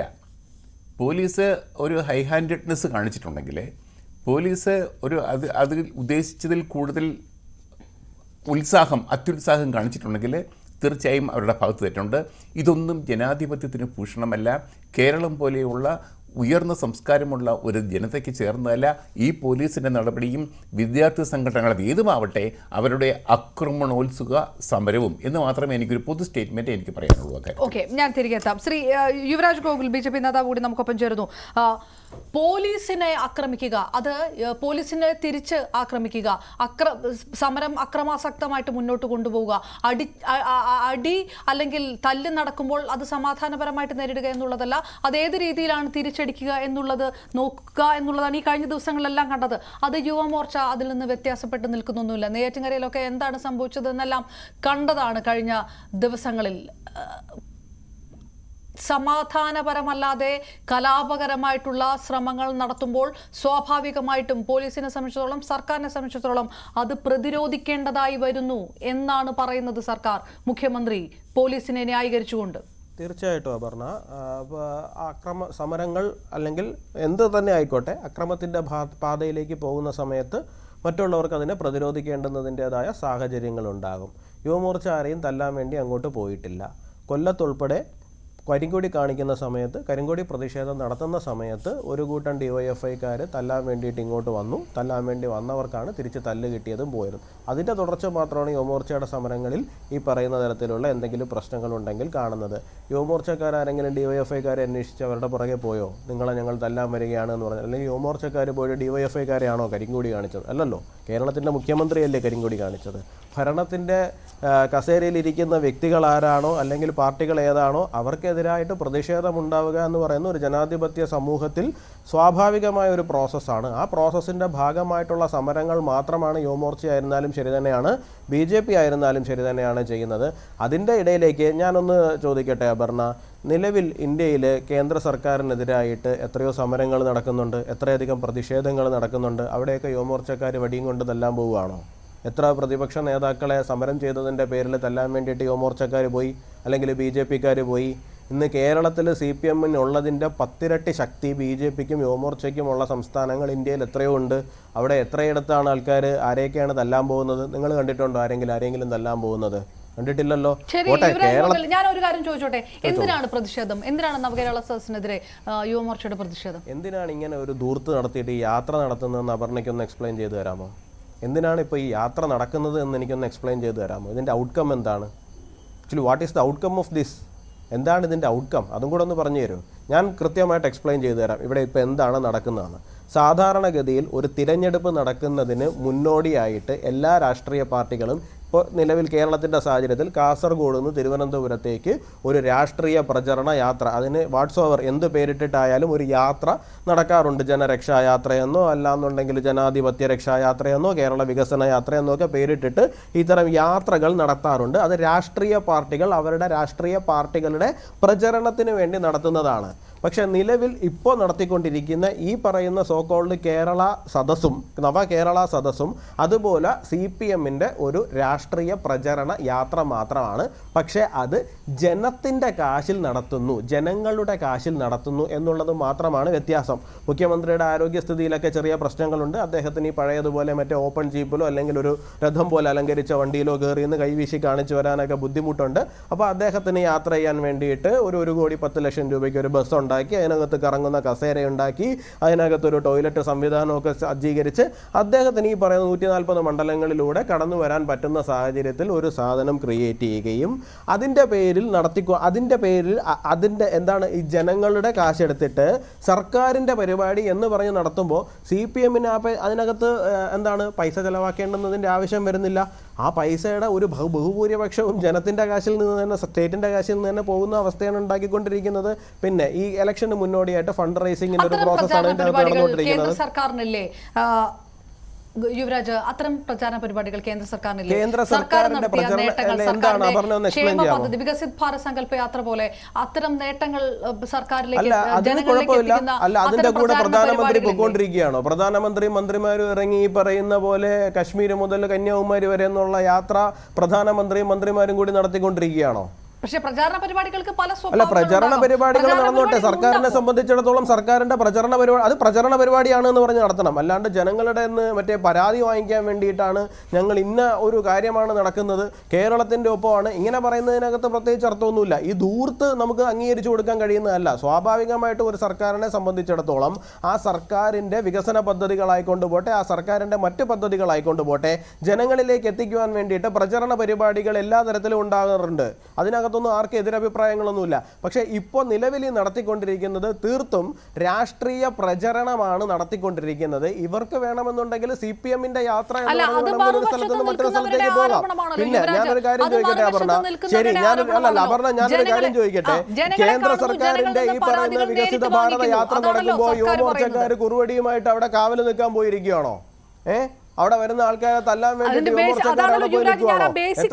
എത്ര ഇൻസിഡൻസ് അപർണ കണ്ടു? അങ്ങനത്തെ നിജേഷിലും അത് ചോദിക്കണം. ബേസിക് ചോദ്യത്തിലേക്ക് പോയത് എന്തിനായിരുന്നു നമുക്ക് ഈ കല്യാശ്ശേരിയിൽ ആദ്യ പ്രതിഷേധം തൊട്ട് എന്തിനായിരുന്നു ആ പ്രതിഷേധം? അപർണ, KSRTC-ക്കാർക്ക് ശമ്പളമില്ല. ഇന്ന് കഴിഞ്ഞ ദിവസം കോടതിയിൽ നിന്ന് നല്ല രീതിയിൽ ക്ഷേമ പെൻഷൻ കൊടുക്കാത്തതിന്റെ പേരിൽ സർക്കാരിന് നല്ല രീതിയിൽ തെറി കിട്ടിയിട്ടുണ്ട്. PhD-ക്കാർക്ക് ഉൾപ്പെടെയുള്ളവർക്ക് അലവൻസ് കൊടുക്കുന്നില്ല. കേരളത്തിൽ എവിടെ ചെന്ന് നോക്കിയിരുന്നാലും ശരി തന്നെയാണ്, UGC പ്രകാരമുള്ള ശമ്പള വർധനവാവട്ടെ, അവർക്ക് കിട്ടേണ്ട അലവൻസുകളാകട്ടെ, അതൊന്നും തന്നെ കിട്ടുന്നില്ല. എവിടെ ചെന്ന് നോക്കിയിരുന്നാലും 1 ലക്ഷം രൂപയ്ക്ക് മുകളിലുള്ള ചെക്ക് മാറുന്നില്ല ട്രഷറിയിൽ ഉൾപ്പെടെ. നിങ്ങൾ ഈ പറയുന്ന സമസ്ത മേഖലകളിലും, ഈവൻ ഞാൻ കഴിഞ്ഞ ദിവസം മലബാർ ദേവസ്വം ബോർഡിന്റെ കുറച്ച് ജീവനക്കാരെ കണ്ടിരുന്നു. ഏതാണ്ട് 1000-4000-ഓളം വരുന്ന ജീവനക്കാർക്ക് എത്ര വർഷമായിട്ടുണ്ടെന്ന് അറിയാമോ ശമ്പളം കിട്ടിയിട്ട്? അപ്പൊ കേരളത്തിലെ എല്ലാ സംവിധാനങ്ങളിലും ഈ പറയുന്ന പോലെ ജനം മുണ്ടു മുറുക്കി എടുത്ത് ജീവിക്കേണ്ടുന്ന സാഹചര്യത്തിലൂടെയാണ് കടന്നു പോകുന്നത്. ക്രിസ്മസിന് സപ്ലൈകോയില് ഈ പറയുന്ന പ്രത്യേക സപ്ലൈകോ ക്രിസ്മസ് ചന്തകൾ തുടങ്ങി. അവിടെ മാധ്യമങ്ങൾ തന്നെ റിപ്പോർട്ട് ചെയ്യുന്നുണ്ടല്ലോ 13 ഐറ്റങ്ങൾക്ക് ഈ പറയുന്ന സബ്സിഡി ഉണ്ട് എന്ന് പറഞ്ഞിട്ട്. ഇപ്പൊ എത്ര ഐറ്റങ്ങളാണ് സബ്സിഡി ഉള്ളതാണ് കിട്ടുന്നത്? ജനങ്ങൾക്കൊന്നും കിട്ടുന്നില്ല. പകരം മുഖ്യമന്ത്രിയും സഹമന്ത്രിമാരും എല്ലാവരും കൂടി ചേർന്നുകൊണ്ട് 5-സ്റ്റാർ യാത്ര നടത്തിക്കൊണ്ടിരിക്കുകയാണ്. അതിനെല്ലാമുള്ള പ്രതിഷേധം മുഖ്യമന്ത്രിയും മന്ത്രിമാരും അടക്കമുള്ളവർ സഞ്ചരിക്കുന്ന ഒരു യാത്രയ്ക്ക് നേരെ ഉണ്ടാകുമ്പോൾ സ്വാഭാവികമായിട്ടും അതിന് ചുറ്റുവട്ടത്ത് നിൽക്കുന്ന കോൺവോയ് നിൽക്കുന്ന പോലീസുകാരടക്കമുള്ളവർ ഏത് രീതിയിൽ സ്വാഭാവികമായിട്ട് പ്രതികരിക്കും? നമ്മള് സ്വതന്ത്ര ഭാരത് 1947 മുതൽ 2023 വരെ എടുത്തു കഴിഞ്ഞാൽ കരിങ്കൊടി കാണിക്കുന്നവരെ പോലീസുകാർ പിടിച്ചു മാറ്റുന്നത് നമ്മൾ കണ്ടിട്ടുണ്ട്. പക്ഷെ മുഖ്യമന്ത്രിയുടെ ഗൺമാൻമാർ ഇറങ്ങി തല്ലുന്നത് നമ്മൾ കണ്ടിട്ടില്ല. മുഖ്യമന്ത്രിയുടെ ജീവൻ, ഈ ഓടിക്കൊണ്ടിരിക്കുന്ന ബസിന്റെ മുമ്പിൽ കരിങ്കൊടി കാണിക്കുമ്പോൾ മുഖ്യമന്ത്രിയുടെ ജീവൻ എങ്ങനെയാണ് അപകടം ഉണ്ടാകുന്നത്? അതൊരു പ്രത്യേകതരം ജീവനാണ്. ഇത്തരത്തിൽ ഈ കരിങ്കൊടി കണ്ടാൽ ജീവൻ പോകുന്ന ഒരേ ഒരാളെ എങ്ങനെയാണെന്നുണ്ടെങ്കിൽ ഈ ലോകത്തുണ്ടാവുള്ളൂ, അത് നമ്മുടെ മുഖ്യമന്ത്രി പിണറായി വിജയനായിരിക്കും. കാരണം ഈ ജീവൻ രക്ഷ എന്ന് പറയുമ്പോൾ എനിക്ക് തോന്നുന്നില്ല ഈ പ്രവർത്തകരുടെ ജീവൻ രക്ഷിക്കാൻ വേണ്ടിയിട്ടാണ് ഇവർ പോകുന്നതെന്ന്. ആ ബസ്സിന്റെ അകത്തിരിക്കുന്ന ആ മനുഷ്യന് കരിങ്കൊടി കണ്ടു കഴിഞ്ഞാൽ ഭയന്ന് ജീവൻ പോകുന്ന അവസ്ഥയാണെന്ന് തോന്നുന്നു. അദ്ദേഹത്തിന്റെ ജീവൻ രക്ഷിക്കാനാണെന്ന് തോന്നുന്നു ഈ DYFI-കാരെല്ലാം കൂടെ വടിയുമായിട്ട് യുവമോർച്ചയുടെ നിലപാട് ആ രീതിയിൽ. എനിക്ക് നിജേഷ് നമ്മൾ ആ ഒരു പോയിന്റിലേക്ക് കടക്കുന്നു. എന്തിന് കല്യാശ്ശേരിയിൽ തൊട്ടുണ്ടായ പ്രതിഷേധം, കരിങ്കൊടി കാണിക്കുന്നു, DYFI പ്രവർത്തകർ അടക്കം ഇടപെടുന്നു, ഹെൽമറ്റ് കൊണ്ടടിക്കുന്നു, ചെടിച്ചട്ടി കൊണ്ടടിക്കുന്നു. ഈ പ്രതിഷേധങ്ങളെ, അടിച്ചമർത്തലുകളെ ഒരു തരിമ്പ് പോലും ന്യായീകരിക്കില്ല. പക്ഷേ ആ പ്രതിഷേധത്തിലേക്ക് എങ്ങനെ പോയി? എന്തിനു പോയി? എന്തിനായിരുന്നു ആ പ്രതിഷേധം? എന്തിനായിരുന്നു ആ കരിങ്കൊടി പ്രതിഷേധം? ഒരു കുറ്റവിചാരണ സദസ്സ് ഉണ്ട്, അതാണ് നവകേരള സദസ്സിന്റെ മറുപടി എന്നല്ലേ രാഷ്ട്രീയമായി പറഞ്ഞത്. പിന്നെ എന്തിനാണ് ബസ്സിന് കരിങ്കൊടി വീശാനും പ്രതിഷേധിക്കാനും നടന്നത്? അല്ല, ഞാൻ ഒരു ചോദിക്കട്ടെ.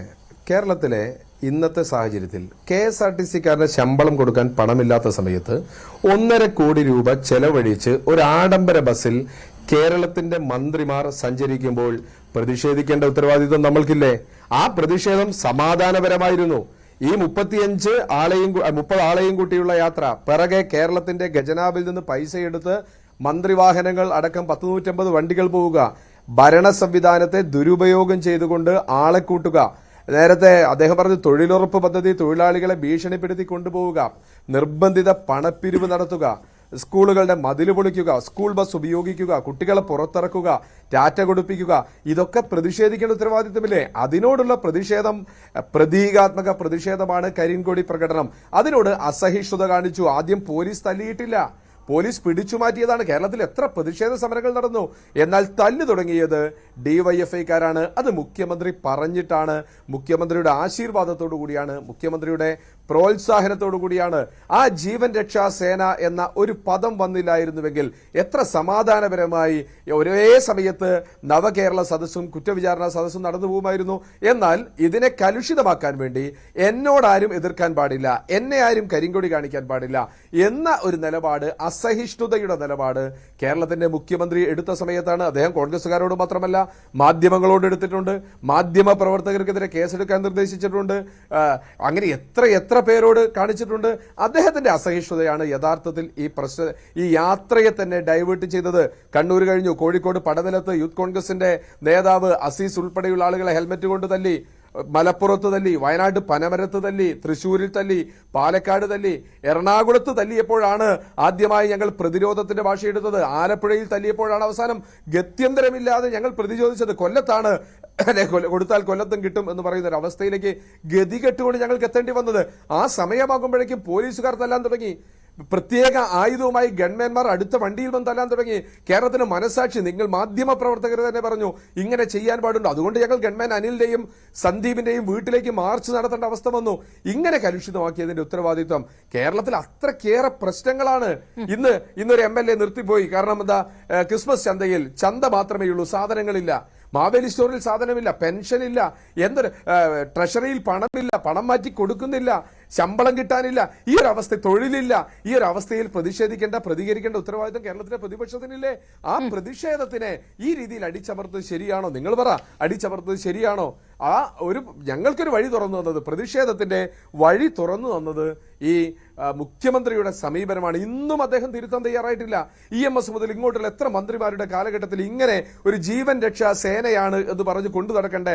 തൊട്ട് മുന്നിൽ അടി നടക്കുമ്പോൾ ഞാൻ കണ്ടിട്ടില്ല എന്ന് കളവ് പറയുന്ന, മാധ്യമങ്ങളോട് പ്രതികരിക്കാത്ത, ഒളിച്ചോടുന്ന പേടിത്തൊണ്ടനായ ഒരു മുഖ്യമന്ത്രി. അതിന്റെ മറുപടിയിലേക്ക് കടക്കാമെങ്കിലും ഞാൻ ഒറ്റ കാര്യം, അതിനുശേഷം നമുക്ക് ആ ടോപ്പിക്കിലേക്ക് കടക്കണമെന്നില്ല. കുറ്റവിചാരണ സദസ്സ് എന്നൊരു രാഷ്ട്രീയമായിരിക്കും മറുപടി എന്നൊരു നിലപാട് ആ തുടക്കത്തിലെടുത്തതിൽ അത് അങ്ങനെയല്ലാത്ത രീതിയിലേക്ക് കാര്യങ്ങൾ പോയപ്പോഴാണല്ലോ ഈ സമരത്തിലേക്ക് എല്ലാം മാറിയത്. അങ്ങനെ ഒരു രാഷ്ട്രീയ നിലപാടിലേക്ക് കടക്കേണ്ട ആവശ്യം ഉണ്ടായിരുന്നോ കോൺഗ്രസിന്? കുറ്റവിചാരണ സദസ്സ് ഐക്യ ജനാധിപത്യ മുന്നണിയുടെ പ്രോഗ്രാമാണ്. അത് 140 നിയോജകമണ്ഡലങ്ങളിലും ഡിസംബർ 30 മുമ്പ് പൂർത്തീകരിക്കും. അതിന്റെ ജോലികൾ നടക്കുന്നു. യുവജന സംഘടനകളാണ് പ്രതിഷേധവുമായി ദൈനംദിന വിഷയങ്ങളിൽ പ്രതികരിക്കാൻ മന്ത്രിമാരില്ലാത്ത സമയത്ത് പ്രതിഷേധങ്ങളുമായി മുന്നോട്ട് വന്നത്. അതിലെ ഏറ്റവും ലളിതമായ, വിദ്യാർത്ഥികളെ തെരുവിലേക്ക് ഇറക്കിയ സമയത്ത്, കോടതി പറഞ്ഞതിന് ശേഷം വിദ്യാർത്ഥികളെ ഇറക്കിയ സമയത്ത്, വെയിലത്ത് നിർത്തിയ സമയത്ത്, സ്കൂൾ ബസ് ഉപയോഗിച്ച സമയത്ത്, അങ്ങനെ നിരന്തരമായ വിവാദങ്ങളിലൂടെ ഇത് കടന്നുപോയ സമയത്ത് ഞങ്ങൾ യുവജന സംഘടനകൾ, ഞങ്ങൾക്ക് കുറ്റവിചാരണ സദസ്സുണ്ട്, ഇല്ല ഞങ്ങളിപ്പോൾ പ്രതിഷേധിക്കുന്നില്ല എന്നല്ല, അത് ജനാധിപത്യപരമായ പ്രതിഷേധമായിരുന്നു. പ്രതിഷേധിച്ചതിനെ തല്ലിയത് കൊണ്ടാണ് ഈ പ്രശ്നങ്ങളിലേക്ക് കടന്നത്, വിവാദങ്ങളിലേക്ക് കടന്നത്. ഒരു രാഷ്ട്രീയ യാത്ര ഇപ്പുറത്തും മറ്റൊരു രാഷ്ട്രീയ യാത്ര ഇപ്പുറത്തും മാത്രമല്ല, ആ കൂട്ടത്തിൽ അക്രമത്തിന് ആഹ്വാനം ചെയ്ത കേരളത്തിന്റെ മുഖ്യമന്ത്രിയാണ് ജനാധിപത്യ വിരുദ്ധമായിട്ടുള്ള ഒരു പോലീസ് സേനയാണ് ഉള്ളത് എന്നൊരു പൊതുബോധ്യമാണോ ഈ 37 ദിവസം കൊണ്ടുണ്ടാകുന്നത്? തല്ല് നടക്കുന്നു, ഡിവൈഎഫ്ഐ പ്രവർത്തകർ ഇടപെടുന്നു, യൂത്ത് കോൺഗ്രസ് പ്രവർത്തകരെ തല്ലുന്നു. ഈ സംഭവങ്ങളിലൊക്കെ ഏതെല്ലാം സ്ഥലങ്ങളിൽ കേസെടുത്തു? പോലീസ് സ്റ്റേഷനിൽ അടക്കം കയറി തല്ലിയതിനടക്കം കേസെടുത്തിട്ടുണ്ടോ എന്നൊരു ചോദ്യമൊക്കെ ഉണ്ട്. പോലീസിന്റെ മുഖം മുഴുവൻ നശിപ്പിക്കുക. നവകേരള സദസ്സ് 37-ാം ദിവസം സമാപിക്കുമ്പോൾ ഈ രീതിയിൽ ജനാധിപത്യ വിരുദ്ധമായിട്ട് പോലീസ് പ്രവർത്തിക്കുകയാണ് എന്നൊരു പൊതുബോധ്യം ഉണ്ടാക്കിക്കൊടുത്തോ? അതാണോ ഇതിന്റെ മറ്റൊരു നേട്ടം? നോക്കൂ, ഇവിടെ എനിക്ക് പറയാനുള്ളൊരു സമയം കൂടി തരണം. ഇവിടെ ഇപ്പോൾ അങ്ങ് പറഞ്ഞ കാര്യം, ഇവിടെ നിലവിൽ പോലീസ് എല്ലാ കാര്യത്തിലും കൃത്യമായ ഇടപെടൽ നടത്തിയിട്ടുണ്ട്. എവിടെയാണോ ഇത്തരത്തിൽ അക്രമ സംഭവങ്ങൾ ഉണ്ടായത് അവിടെയെല്ലാം മുഖം നോക്കാതെ നടപടിയെടുത്തിട്ടുണ്ട് എന്നുള്ളതാണ്. അത് നമ്മൾ പല ഇടങ്ങളിലും കണ്ടതാണ്. ഞാൻ ആദ്യമേ സൂചിപ്പിച്ചു, അതെങ്ങനെയാണ് പോലീസ് സ്റ്റേഷനിൽ കയറി തല്ലിയവർക്കെതിരെ അതെല്ലാം കേസെടുത്തു. അങ്ങനെ പറയുന്നത് ഞാൻ എനിക്ക് പറഞ്ഞു തീർക്കാനുള്ള അവസരം തരണം, എനിക്ക് പറഞ്ഞു തീർക്കാനുള്ള അവസരം കൂടെ തരണം. അത് കേസെടുക്കേണ്ട കാര്യങ്ങളെല്ലാം കേസെടുത്തിട്ടുണ്ട്. നിലവിൽ മുഖ്യമന്ത്രി പറഞ്ഞൊരു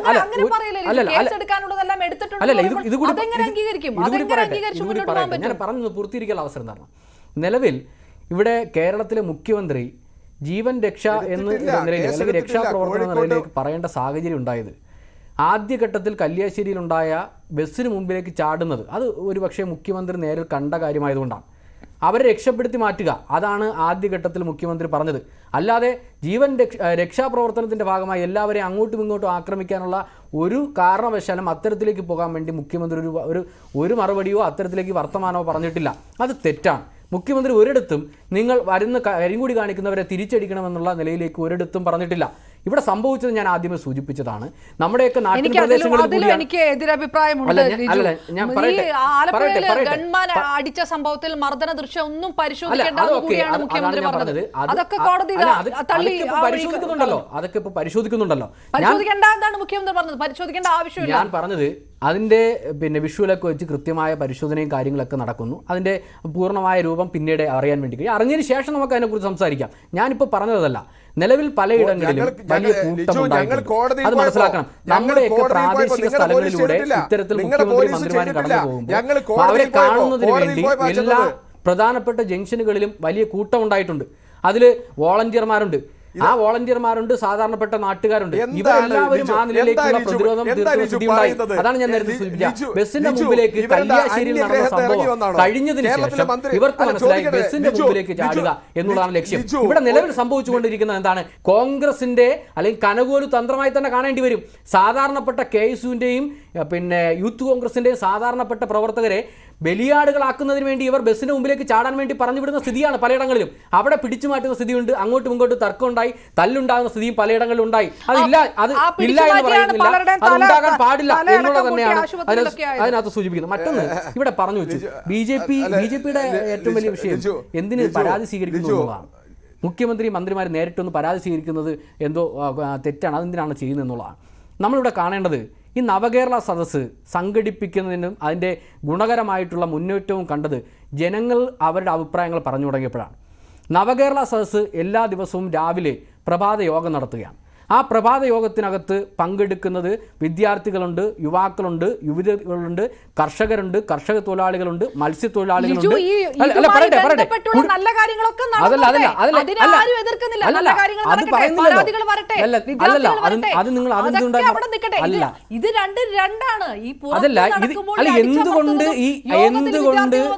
എന്തുകൊണ്ടാണ് ഇത്തരത്തിലേക്ക് കരിങ്കൊടി പ്രതിഷേധവും ഏറ്റവും ഒടുവിലുള്ള ഈ 3 സമരങ്ങളും ഇവർ അവസാനം നടത്തിയ സമരങ്ങളും ഇവിടുത്തെ ജനങ്ങളുടെ ശ്രദ്ധ മാറ്റിവിടുന്നതിനും മാധ്യമങ്ങളുടെ ശ്രദ്ധ മാറ്റിവിടുന്നതിനും വേണ്ടി മാത്രമാണ്. അല്ല, ഞാൻ അതാണ് സൂചിപ്പിച്ചത്. അവസാനം നടത്തിയ സമരങ്ങൾ എന്ന് എടുത്തു പറഞ്ഞു അല്ലേ? അത് തീക്ഷ്ണമായി അവർ നടത്തി. അങ്ങനെ അതാണ് ഞാൻ പറഞ്ഞത്. അങ്ങനെ നടത്തുമ്പോഴാണ് കൂടുതൽ വിഷയമുണ്ടായത്. ജനങ്ങളുടെ ശ്രദ്ധ മാറ്റി പോവുകയാണ്. അതിനുവേണ്ടിയുള്ള പരിശ്രമമാണ്. കരിങ്കൊടി പ്രതിഷേധം മുതൽ അങ്ങനെയാണ് തുടങ്ങിയത്. ഞാൻ പറയട്ടെ, എനിക്ക് പറയാനുള്ള അവസരം തരണം. അല്ല, അങ്ങ് എനിക്ക് പറയാനുള്ള അവസരം കൂടെ തരണം. ഇവിടെ ഇപ്പൊ നിലവിൽ പിന്നെ BJPയുടെ പ്രതിനിധിയും കോൺഗ്രസിന്റെ പ്രതിനിധിയും അങ്ങ് പറയുന്ന കാര്യങ്ങൾക്ക് മറുപടി പറയാനുള്ള അവസരം കൂടി തരണം. ഞാനിവിടെ പറഞ്ഞു തുടങ്ങുമ്പോഴേ അങ്ങ് ഇടപെട്ട് തുടങ്ങുകയാണ്. നിലവിൽ അങ്ങനെ നവകേരള സദസ്സിൽ അതിൻ്റെ പ്രഭാത യോഗത്തിൽ പങ്കെടുക്കുന്നവരുടെ അവരുടെ ചോദ്യങ്ങൾക്കും അവർക്ക് വയ്ക്കുന്ന നിർദ്ദേശങ്ങളും ഉൾക്കൊണ്ടുകൊണ്ട് ഒരു നവകേരളം സൃഷ്ടിക്കുന്നതിന് വേണ്ടി ഈ കേരളത്തിനകത്തുള്ള പ്രധാനപ്പെട്ട വ്യക്തിത്വങ്ങളെ വിളിച്ചു ചേർത്തുകൊണ്ടാണ് പ്രഭാത യോഗങ്ങൾ നടക്കുന്നത്. മറ്റൊന്ന്, ഇവിടെ കേരളത്തിലെ ഈ ഗവൺമെൻറ് അധികാരത്തിൽ വന്നതിന് ശേഷം ഞങ്ങൾ മുന്നോട്ട് വെച്ച 900 എന്ന പരിപാടികൾ അത് എത്രത്തോളം ഞങ്ങൾ പൂർത്തീകരിച്ചിട്ടുണ്ട് എന്ന് ജനങ്ങളോട് പറയുവാനും അതുപോലെ തന്നെ ഇനി എവിടെയെങ്കിലും കുറവ് വന്നിട്ടുണ്ട് എങ്കിൽ അത് പരിഹരിക്കുന്നതിനും ജനങ്ങളുടെ മുമ്പിൽ അവർക്ക് മുന്നോട്ട് വെക്കാൻ കഴിയുന്ന പരാതികൾ, അവരുടെ അഭിപ്രായത്തിലുള്ള പരാതികൾ അത് നേരെ സ്വീകരിക്കുന്നതിനും അതിന് 44 ദിവസത്തിനുള്ളിൽ അതിന് പരിഹാരം കാണുന്നതിനും വേണ്ടിയാണ് ഈ സർക്കാർ നവകേരള സദസ്സ്. മറ്റൊന്ന്, ഇവിടെ കേരളം പെട്ടെന്നൊരു സാമ്പത്തിക പ്രതിസന്ധി ഞങ്ങൾക്കുണ്ടായിട്ടുണ്ട്. ആ സാമ്പത്തിക പ്രതിസന്ധി ഉണ്ടാക്കിയത് ഈ കേന്ദ്ര ഗവൺമെൻറ് 57,400 കോടി രൂപ ഈ കേരളത്തിന് അനുവദിക്കേണ്ട തുക പല ഇനങ്ങളിൽ അനുവദിച്ചിട്ടില്ല. ഞങ്ങളുടെ കേരളത്തിലെ പിന്നെ സംസ്ഥാനത്ത് നിന്നും 1 രൂപ വാങ്ങുമ്പോൾ, നികുതി പണം 1 രൂപ വാങ്ങുമ്പോൾ കേരളത്തിന് തിരികെ നൽകുന്നത് 40 പൈസയാണ്. മറിച്ച് UPയിലാണെങ്കിൽ അത് 2 രൂപ 80 പൈസയും, ഇവിടെ ബീഹാറിലാണെങ്കിൽ അത് 17 രൂപയാണ്. അപ്പോൾ കേരളത്തെ വല്ലാതെ അവഗണിക്കുന്നുണ്ട്. എന്തുകൊണ്ട് കേരളത്തെ അവഗണിക്കുന്നു? കാരണം ഇവരുടെ മുമ്പിൽ ഇവിടെ കേന്ദ്ര BJP ഗവൺമെൻറ് മുന്നോട്ട് പോകുമ്പോൾ ഇവരുടെ തെറ്റായ ജനദ്രോഹ നിലപാടുകൾക്കെതിരെ ശക്തമായ പ്രതിരോധം സൃഷ്ടിക്കുന്നത് ഈ കേരളത്തിലെ ഇടതു ബദലാണ്. അതുകൊണ്ട് കേരളത്തെ എങ്ങനെയും തകർക്കണം. ആദ്യം ഇവർ രക്തസാക്ഷികൾ ഉണ്ടാക്കാനുള്ള പരിശ്രമം ഉണ്ടാക്കി, അക്രമ സംഭവങ്ങൾ ഉണ്ടാക്കി. പിന്നീട് ഇവിടെ കേന്ദ്ര ഏജൻസികളെ കൊണ്ടുവന്ന് കേരളത്തിലെ ഗവൺമെൻറ്റിനെയും കേരളത്തിലെ ഇടതുപക്ഷ പ്രവർത്തകരെയും ഈ കേരളത്തിന് മുമ്പിൽ വിചാരണ ചെയ്യാനുള്ള പരിശ്രമം നടത്തി. അതെല്ലാം പാളിയതിനു ശേഷം ഇനി ഒരേ ഒരു വഴിയേ ഉള്ളൂ. കേന്ദ്രത്തിന് ചെയ്യാൻ കഴിയുന്നത് ഈ കേരളത്തിനെ സാമ്പത്തികമായി ബുദ്ധിമുട്ടിലാക്കുക. ഈ പരിശ്രമം മറ്റൊന്ന് അല്ല, പറയട്ടെ, ഇതുകൂടി പറയാനുള്ള അവസരം. യുവരാജ് അത് കേട്ടല്ലോ, അതിനുള്ള മറുപടി ഒന്ന് പറഞ്ഞിട്ട് നമുക്ക് പോകാം. അല്ല, അതിന് മറുപടി പറയാൻ എന്തായിരിക്കുന്നത്? അതിനകത്ത് എത്ര തവണ ഇതിന് മറുപടി പറഞ്ഞത്? അവരോട് പലതവണ പറഞ്ഞല്ലോ, നിങ്ങൾക്ക് എന്തെങ്കിലും പരാതി ഉണ്ടെന്നുണ്ടെങ്കിൽ നിങ്ങൾ പാർലമെൻറ്റിൽ എഴുന്നേറ്റ് നിന്ന് ഉന്നയിക്കുമ്പോൾ ഈ 57,400 കോടി രൂപ എന്തൊക്കെയാണ് എന്നുള്ള കാര്യം വളരെ കൃത്യമായിട്ട് പറയണം. അവിടെ കേന്ദ്ര സർക്കാരിന്റെ ഭാഗത്ത് നിന്ന് രക്തസാക്ഷികളെ ഉണ്ടാക്കാൻ ശ്രമിക്കുന്നു, പ്രശ്നങ്ങൾ ഉണ്ടാക്കാൻ ശ്രമിക്കുന്നു. അങ്ങനെ ഈ അപർണ ചോദിക്കുക അദ്ദേഹം ചോദിച്ചതിനുള്ള മറുപടിയാണ് ഞാൻ പറയുന്നത്. അതിനുശേഷം അതിലേക്ക് വരാം. ഈ രക്തസാക്ഷികളെ ഉണ്ടാക്കാൻ ശ്രമിക്കുന്നു എന്ന് പറഞ്ഞാൽ രക്തസാക്ഷികളെ നമുക്ക് മറ്റേ ഉപ്പും മുളകും മല്ലിയും ചേർത്ത് അങ്ങനെ ഉണ്ടാക്കിയെടുക്കാൻ പറ്റുന്ന സാധനമൊന്നുമല്ലല്ലോ. മാത്രമല്ല നമ്മുടെ ഭാഗത്ത് നിന്ന് എന്തായാലും നമ്മുടെ ഒരു പ്രവർത്തകനെ കൊലയ്ക്ക് കൊടുക്കാൻ വേണ്ടിയിട്ട് നമ്മളാരും എന്തായാലും ശ്രമിക്കുവാനും പോകുന്നില്ല. അപ്പോൾ രക്തസാക്ഷികളെ ഉണ്ടാക്കിയെടുക്കുവാൻ ശ്രമിക്കുന്നു എന്നൊക്കെ പറഞ്ഞാൽ അത് ഉണ്ടാക്കിയെടുത്ത ചരിത്രമുള്ള ആൾക്കാർക്ക് ചിലപ്പോൾ അങ്ങനെയൊക്കെ തോന്നുമായിരിക്കും. എന്തായാലും എനിക്കറിയില്ല. എന്തായിരുന്നാലും ആ സാമ്പത്തിക വിഷയത്തിൽ ഉന്നയിച്ച ആരോപണത്തിന് എനിക്ക് തിരിച്ച് പറയാനുള്ളൊരു കാര്യം എന്ന് പറഞ്ഞു കഴിഞ്ഞാൽ, ശ്രീ ലിജു അങ്ങയുടെ ആരോപണത്തിനെ വളരെ കാര്യമായിട്ട് തന്നെ എടുക്കുന്നു. അങ്ങയുടെ നേതാക്കളോടുകൂടി പറയുക, പാർലമെന്റിനകത്ത് രാജ്യസഭയ്ക്കകത്ത് കുറച്ച് എംപിമാരൊക്കെ ഇരിപ്പുണ്ടല്ലോ, ശ്രീ ജോൺ ബ്രിട്ടാസ് ഉൾപ്പെടെയുള്ളവർ വളരെ നന്നായിട്ട് ഇംഗ്ലീഷിൽ സംസാരിക്കുന്ന ആൾക്കാരുമാണല്ലോ, അവരോട് ആവശ്യപ്പെടുക 57,400 കോടി രൂപ ഏതൊക്കെ വിഷയത്തിലാണ്, ഏതൊക്കെ വിഭാഗത്തിലാണ് നമുക്ക് കിട്ടാനുള്ളത് എന്നുള്ള കാര്യം കൃത്യമായിട്ട് അവിടെ പറയാൻ പറയുക. അപ്പോൾ അവിടെ തിരിച്ച് ഒന്നും തരാനില്ല എന്ന് ധനകാര്യമന്ത്രി പറയുകയാണെന്നുണ്ടെങ്കിൽ അവർക്കെതിരെ അവകാശ ലംഘനത്തിന് നിങ്ങൾ നോട്ടീസ് കൊടുക്കുക. കാരണം പാർലമെന്റിനകത്ത് നുണ പറഞ്ഞു കഴിഞ്ഞാൽ ഒരു എംപിക്ക് സ്വാഭാവികമായിട്ടും എന്താണ്, ഞാൻ ചോദിച്ച ചോദ്യത്തിന് നുണയാണ് ഇവർ ഉത്തരം പറഞ്ഞത് എന്നുള്ള ആ കാര്യത്തിൽ അവകാശ ലംഘനത്തിന് നോട്ടീസ് മൂവ് ചെയ്യാൻ കഴിയും. താങ്കളുടെ നേതാവിനോട് താങ്കൾ അത് പറയുക. അപ്പോൾ 57,400 കോടി രൂപ കിട്ടും. ഓക്കെ. പിന്നെ മഹാരാഷ്ട്ര കൊടുക്കുന്ന 1 രൂപയ്ക്ക് എത്ര രൂപയാണ് അവർക്ക് തിരിച്ചു കിട്ടുന്നതെന്നും കൂടെ നിങ്ങൾ നോക്കി നോക്കണം. കാരണം ഇതൊക്കെ ധനകാര്യ കമ്മീഷൻ, ഇപ്പോൾ 15ാം ധനകാര്യ കമ്മീഷനാണ് ഓടിക്കൊണ്ടിരിക്കുന്നത്. അത് കേന്ദ്ര സർക്കാർ നേരിട്ട് നിയന്ത്രിക്കുന്ന ഒന്നുമല്ല. അതിന് ധനകാര്യ കമ്മീഷൻ്റെതായ രീതിയിലാണ് നോക്കുന്നത്. താങ്കൾ അതിൻ്റെ പ്രവർത്തനങ്ങൾ കൂടി നോക്കിക്കഴിഞ്ഞു കഴിഞ്ഞാൽ ഇന്ത്യയിലെ 140 കോടി ജനങ്ങൾക്കും അവകാശപ്പെട്ട രീതിയിലാണ്. അത് ഇപ്പോൾ എന്താണ്, ഏറ്റവും വീക്കായിട്ടുള്ള ആൾക്കാർക്ക് കുറച്ച് കൂടുതൽ കൊടുക്കേണ്ടി വരും. ഏറ്റവും ആവശ്യത്തിനനുസരിച്ചിട്ടാണ് കൊടുത്തുകൊണ്ടിരിക്കുന്നത്. ഇപ്പോൾ റവന്യൂ കമ്മി ഗ്രാൻഡ് നികത്താൻ വേണ്ടി കേരളത്തിന് 37,500 കോടി രൂപ കിട്ടിയിട്ടുണ്ട്. 1 രൂപ പോലും നമ്മൾ ആ ഇനത്തിൽ ഭാരത സർക്കാർ അല്ലെങ്കിൽ ഈ പറയുന്ന ധനകാര്യ കമ്മീഷൻ UP ഗവൺമെന്റ് കൊടുത്തിട്ടില്ല. ഞാനത് അത് പറയാനുള്ള ഒരു ബാധ്യത യുവരാജിനുള്ളത് കൊണ്ടാണ് അങ്ങോട്ട് വന്നത്. ശ്രീ ജേക്കബ് ജോർജ്, ഇതൊക്കെയാണ് വിഷയങ്ങൾ. എന്തിനാണ് സദസ്സ് നടത്തുന്നത്, എന്ത് പ്രതിഷേധത്തിന് വേണ്ടിയിട്ടാണ്, എന്ത് സന്ദേശമാണ്? ഇതൊന്നുമല്ലല്ലോ പുറത്ത് കാണുന്നത്. തല്ലുമാല തന്നെ, തല്ലുമാല. വികൃതമാകുന്ന പോലീസിന്റെ മുഖം. മാധ്യമ പ്രവർത്തകർക്കെതിരെ വരെ കേസെടുത്തിരിക്കുകയാണ്. പോലീസ് പറയുന്നത് മാത്രമാണ് തനിക്ക് വിശ്വാസമുള്ളത്, തനിക്ക് ഒരു വിശ്വാസക്കുറവുമില്ല. മാധ്യമപ്രവർത്തകരുടെ കൂട്ടത്തിൽ വരെ ഗൂഢാലോചന നടക്കുന്നുണ്ടെന്നാണ് മുഖ്യമന്ത്രി പിണറായി വിജയൻ പറയുന്നത്. എല്ലാവരും കലാപകാരികൾ ആണെന്ന് വരുത്തി തീർക്കുകയാണോ ഈ നവകേരള സദസ്സ് സമാപിച്ചുകൊണ്ടിരിക്കുമ്പോഴേക്കും? നവകേരള സദസ്സ് ഒരു ഗവൺമെൻറ്റിൻ്റെ പരിപാടിയാണ്. ഗവൺമെൻറ്റിൻ്റെ പരിപാടി എന്ന് പറഞ്ഞാൽ ഗവൺമെൻറ് കാലാകാലങ്ങളിൽ ഓരോ പരിപാടികൾ ആവിഷ്കരിക്കും. നമ്മുടെ കേരള രാഷ്ട്രീയത്തിൽ നല്ല ഉത്തരവാദിത്വമുള്ള നേതാക്കന്മാർ കോൺഗ്രസിലും മറ്റു പാർട്ടികളിലും CPM-ലും ഇടതുപക്ഷത്തെ മറ്റു പാർട്ടികളിലും ഒക്കെയും ഉണ്ടായിട്ടുണ്ട്. അങ്ങനെയാണ് കേരളം ഈ നിലയിൽ എത്തിയത്. ഇപ്പം തന്നെ സ്കിൽ ഡെവലപ്മെൻറ്റിൻ്റെ കാര്യത്തിൽ കേരളം മറ്റ് സംസ്ഥാനങ്ങളെ അപേക്ഷിച്ചിട്ട് 1ാം സ്ഥാനത്താണ് എന്ന വാർത്ത വന്നിട്ട് കുറച്ച് മണിക്കൂറുകളേ ആയിട്ടുള്ളൂ. എന്തുകൊണ്ടാണ്? കാരണം കേരളത്തിൻ്റെ ഭരണകാര്യങ്ങൾ അതേപോലെ സുതാര്യമായിട്ട് നടക്കുന്നത് കൊണ്ടാണ്. അത് CPM ആണെങ്കിലും കോൺഗ്രസ് ആണെങ്കിലും വളരെ കാര്യക്ഷമമായി പ്രവർത്തിച്ചത് കൊണ്ട് മാത്രം അല്ല, ജനങ്ങളുടെ ഒരു ഉത്സാഹം, ജനങ്ങളുടെ ഒരു വിദ്യാഭ്യാസത്തിലുള്ള മുന്നേറ്റം എന്നിത്യാദി കാര്യങ്ങളും അതിനകത്ത് ഘടകങ്ങളാണ്. അപ്പോൾ ഗവൺമെൻറ് നേരത്തെ നമ്മുടെ ബഹുമാനപ്പെട്ട യുവരാജ് ഗോകുൽ പറഞ്ഞത് ഇത് ധൂർത്താണ്. ധൂർത്ത് ഭരണമാണ്. ഭരണത്തിലിരിക്കുന്നവർക്ക് അവകാശമാണ് എങ്ങനെ ജനങ്ങളെ അഭിമുഖീകരിക്കണം, ജനങ്ങളുടെ വിഷയങ്ങളെ എങ്ങനെ അഡ്രസ്സ് ചെയ്യണം. അത് ഗവൺമെൻറ് ഒരു പരിപാടി ഇടുന്നു, അത് ഗവൺമെൻറ് പരിപാടിയാണ്. ഗവൺമെൻറ് നേതൃത്വം കൊടുക്കുന്നത് രാഷ്ട്രീയക്കാരാണ്. രാഷ്ട്രീയ നേതാവ് ഭരണാധികാരിയാവുമ്പോൾ സ്വാഭാവികമായിട്ടും അദ്ദേഹം ചെയ്യുന്ന കാര്യങ്ങളിൽ, അദ്ദേഹം പറയുന്ന കാര്യങ്ങളിൽ, അദ്ദേഹം പ്രവർത്തിക്കുന്ന കാര്യങ്ങളിൽ അതിനകത്ത് രാഷ്ട്രീയമുണ്ട്. ഗോകുൽ, രാഷ്ട്രീയമുണ്ട്. അതിന് നമ്മൾ അങ്ങനെ ഇത് കേന്ദ്രത്തിൽ BJP-ക്കാർ എന്തെങ്കിലും ചെയ്താലും BJP ഭരണകർത്താക്കൾ ചെയ്താലും അതിന് രാഷ്ട്രീയമുണ്ട്, സംശയമൊന്നുമില്ല. രാഷ്ട്രീയ ലക്ഷ്യങ്ങൾക്ക് വേണ്ടിയാണ്. ഇപ്പോൾ മുമ്പ് EMS നമ്പൂതിരിപ്പാട് ഐക്യ കേരളം ഉണ്ടാകുന്നതിന് മുമ്പ് മലബാറിൽ മദ്രാസി ഗവൺമെൻറ്റിൻ്റെ കാലത്ത് അദ്ദേഹം അതിൻ്റെ ഭാഗമായിരുന്നപ്പോൾ ഒരു ഭൂപരിഷ്കരണ റിപ്പോർട്ടുണ്ടാക്കി. അതിൻ്റെ അടിസ്ഥാനത്തിനാണ് 1957 അദ്ദേഹം ഗവൺമെൻറ് രൂപീകരിച്ചപ്പോൾ ഭൂപരിഷ്കരണ നിയമം കൊണ്ടുവന്നത്. KR ഗൗരിയമ്മ റവന്യൂ മന്ത്രിയായിരിക്കെ ഭരണമേറ്റ് 11ാം ദിവസം ഓർഡിനൻസ് കൊണ്ടിരിക്കുകയാണ് കുടികിടപ്പ് അവസാനിപ്പിച്ചുകൊണ്ട്. അത് നേതാക്കന്മാർ ചെയ്യുന്ന കാര്യമാണ്. അത് നേതാക്കന്മാർ അതുപോലെ കോൺഗ്രസ് നേതാക്കന്മാർ സർ CP-ക്കെതിരെ, ഇവിടുത്തെ രാജവാഴ്ചയ്ക്കെതിരെ സമരം ചെയ്ത സ്റ്റേറ്റ് കോൺഗ്രസ് C. കേശവൻ എന്തുമാത്രം ഹോംവർക്ക് ചെയ്തെന്നറിയാമോ? അന്നത്തെ കോൺഗ്രസ് നേതാവ്, ഒരു മുഖ്യമന്ത്രിയായിരുന്നയാൾ. അങ്ങനെയാണ് കേരളത്തിൻ്റെ ഭരണത്തിന് ഒരു ക്വാളിറ്റേറ്റീവ് ചേഞ്ച് കൊണ്ടുവന്നത്. ഞാൻ പറയുന്നത് മാറി മാറി വന്ന ഗവൺമെൻറ്റുകളുടെ ഒരു സംഭാവന. അപ്പോൾ ഒരു സർക്കാരിൻ്റെ കാലത്ത് അതിൻ്റേതായ പ്രവർത്തനങ്ങൾ കാണും.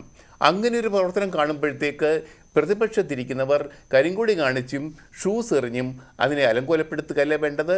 ആധുനിക പ്രചാരണ മാധ്യമങ്ങൾ ഉണ്ട് ഇന്ന് കേരളത്തിൽ, അതിനെ ഉപയോഗിക്കാം. ഗൂഗിൾ, ഇപ്പം ഞാൻ നിജേഷ് പറഞ്ഞു, നിജേഷ് ഒറ്റ വാചകം കൂടി അപർണ, നിജേഷ് എന്ത് മനോഹരമായിട്ടാണ് അദ്ദേഹത്തിൻ്റെ കേസ് അവതരിപ്പിച്ചത്. എനിക്ക് സന്തോഷം തോന്നി. ഇങ്ങനെയുള്ള ചെറുപ്പക്കാരാണ് കേരളത്തിൻ്റെ ആവശ്യം. നിജേഷ് അതിമനോഹരമായിട്ടാണ് അദ്ദേഹത്തിൻ്റെ കേസ് കഴിഞ്ഞ തവണ പറഞ്ഞത്. അദ്ദേഹത്തിൻ്റെ ഒരു കേസ് അവതരിപ്പിച്ചു. പക്ഷേ അത് മേ ബി ഡിബേറ്റബിളാണ്. ലിജു ഉണ്ടല്ലോ ഇവിടെ, DYFI. അങ്ങനെ വേണം ഡിബേറ്റിലൂടെ, തർക്കത്തിലൂടെ, ചർച്ചകളിലൂടെ വേണം പുരോഗമിക്കാൻ. അല്ലാതെ കറുത്ത കൊടിയും സമാധാനപരമായിട്ട് തന്നെ വേണം പ്രതിഷേധങ്ങൾ പോകാൻ. അല്ല, നിയമം ആർക്ക് വേണമെങ്കിലും കയ്യിലെടുക്കാവുന്ന രീതിയിലേക്കൊക്കെ തല്ലും തിരിച്ചടിയും പോലീസിന്റെ ഇടപെടലും ഒക്കെ മാറുന്നത് ഒരു സംസ്ഥാനത്തിന്റെ ഭരണ സംവിധാനത്തിന് ഒട്ടും അഭികാമ്യവും ആശാസ്യവുമായിട്ടുള്ള വിഷയമൊന്നുമല്ല. ഈ പ്രതിഷേധങ്ങളൊക്കെ കരുതിക്കൂട്ടിയായിരുന്നോ എന്നുള്ളൊരു ചോദ്യം ചോദിച്ചു. അല്ല എന്ന് 73% പ്രേക്ഷകരും പറഞ്ഞിരിക്കുന്നു. അല്ല എന്ന് വിശ്വസിക്കുന്നവരാണ് കൂടുതൽ. 25% പ്രേക്ഷകർ മാത്രമാണ് അതെ എന്ന് വിശ്വസിക്കുന്നത്. 2% പ്രേക്ഷകർക്ക് നിഷ്പക്ഷമായിട്ടുള്ള തീരുമാനവും എടുത്തിരിക്കുന്നത്. ഏതായാലും വളരെയധികം നന്ദി Shri Jacob George, LS Liju, Nijesh Aravind, ഒപ്പം യുവരാജ് ഗോകുൽ ചർച്ചയിൽ പങ്കെടുത്തതിന്. പൂർണ്ണമാകുന്നു പ്രൈം ഡിബേറ്റ്. നമസ്കാരം.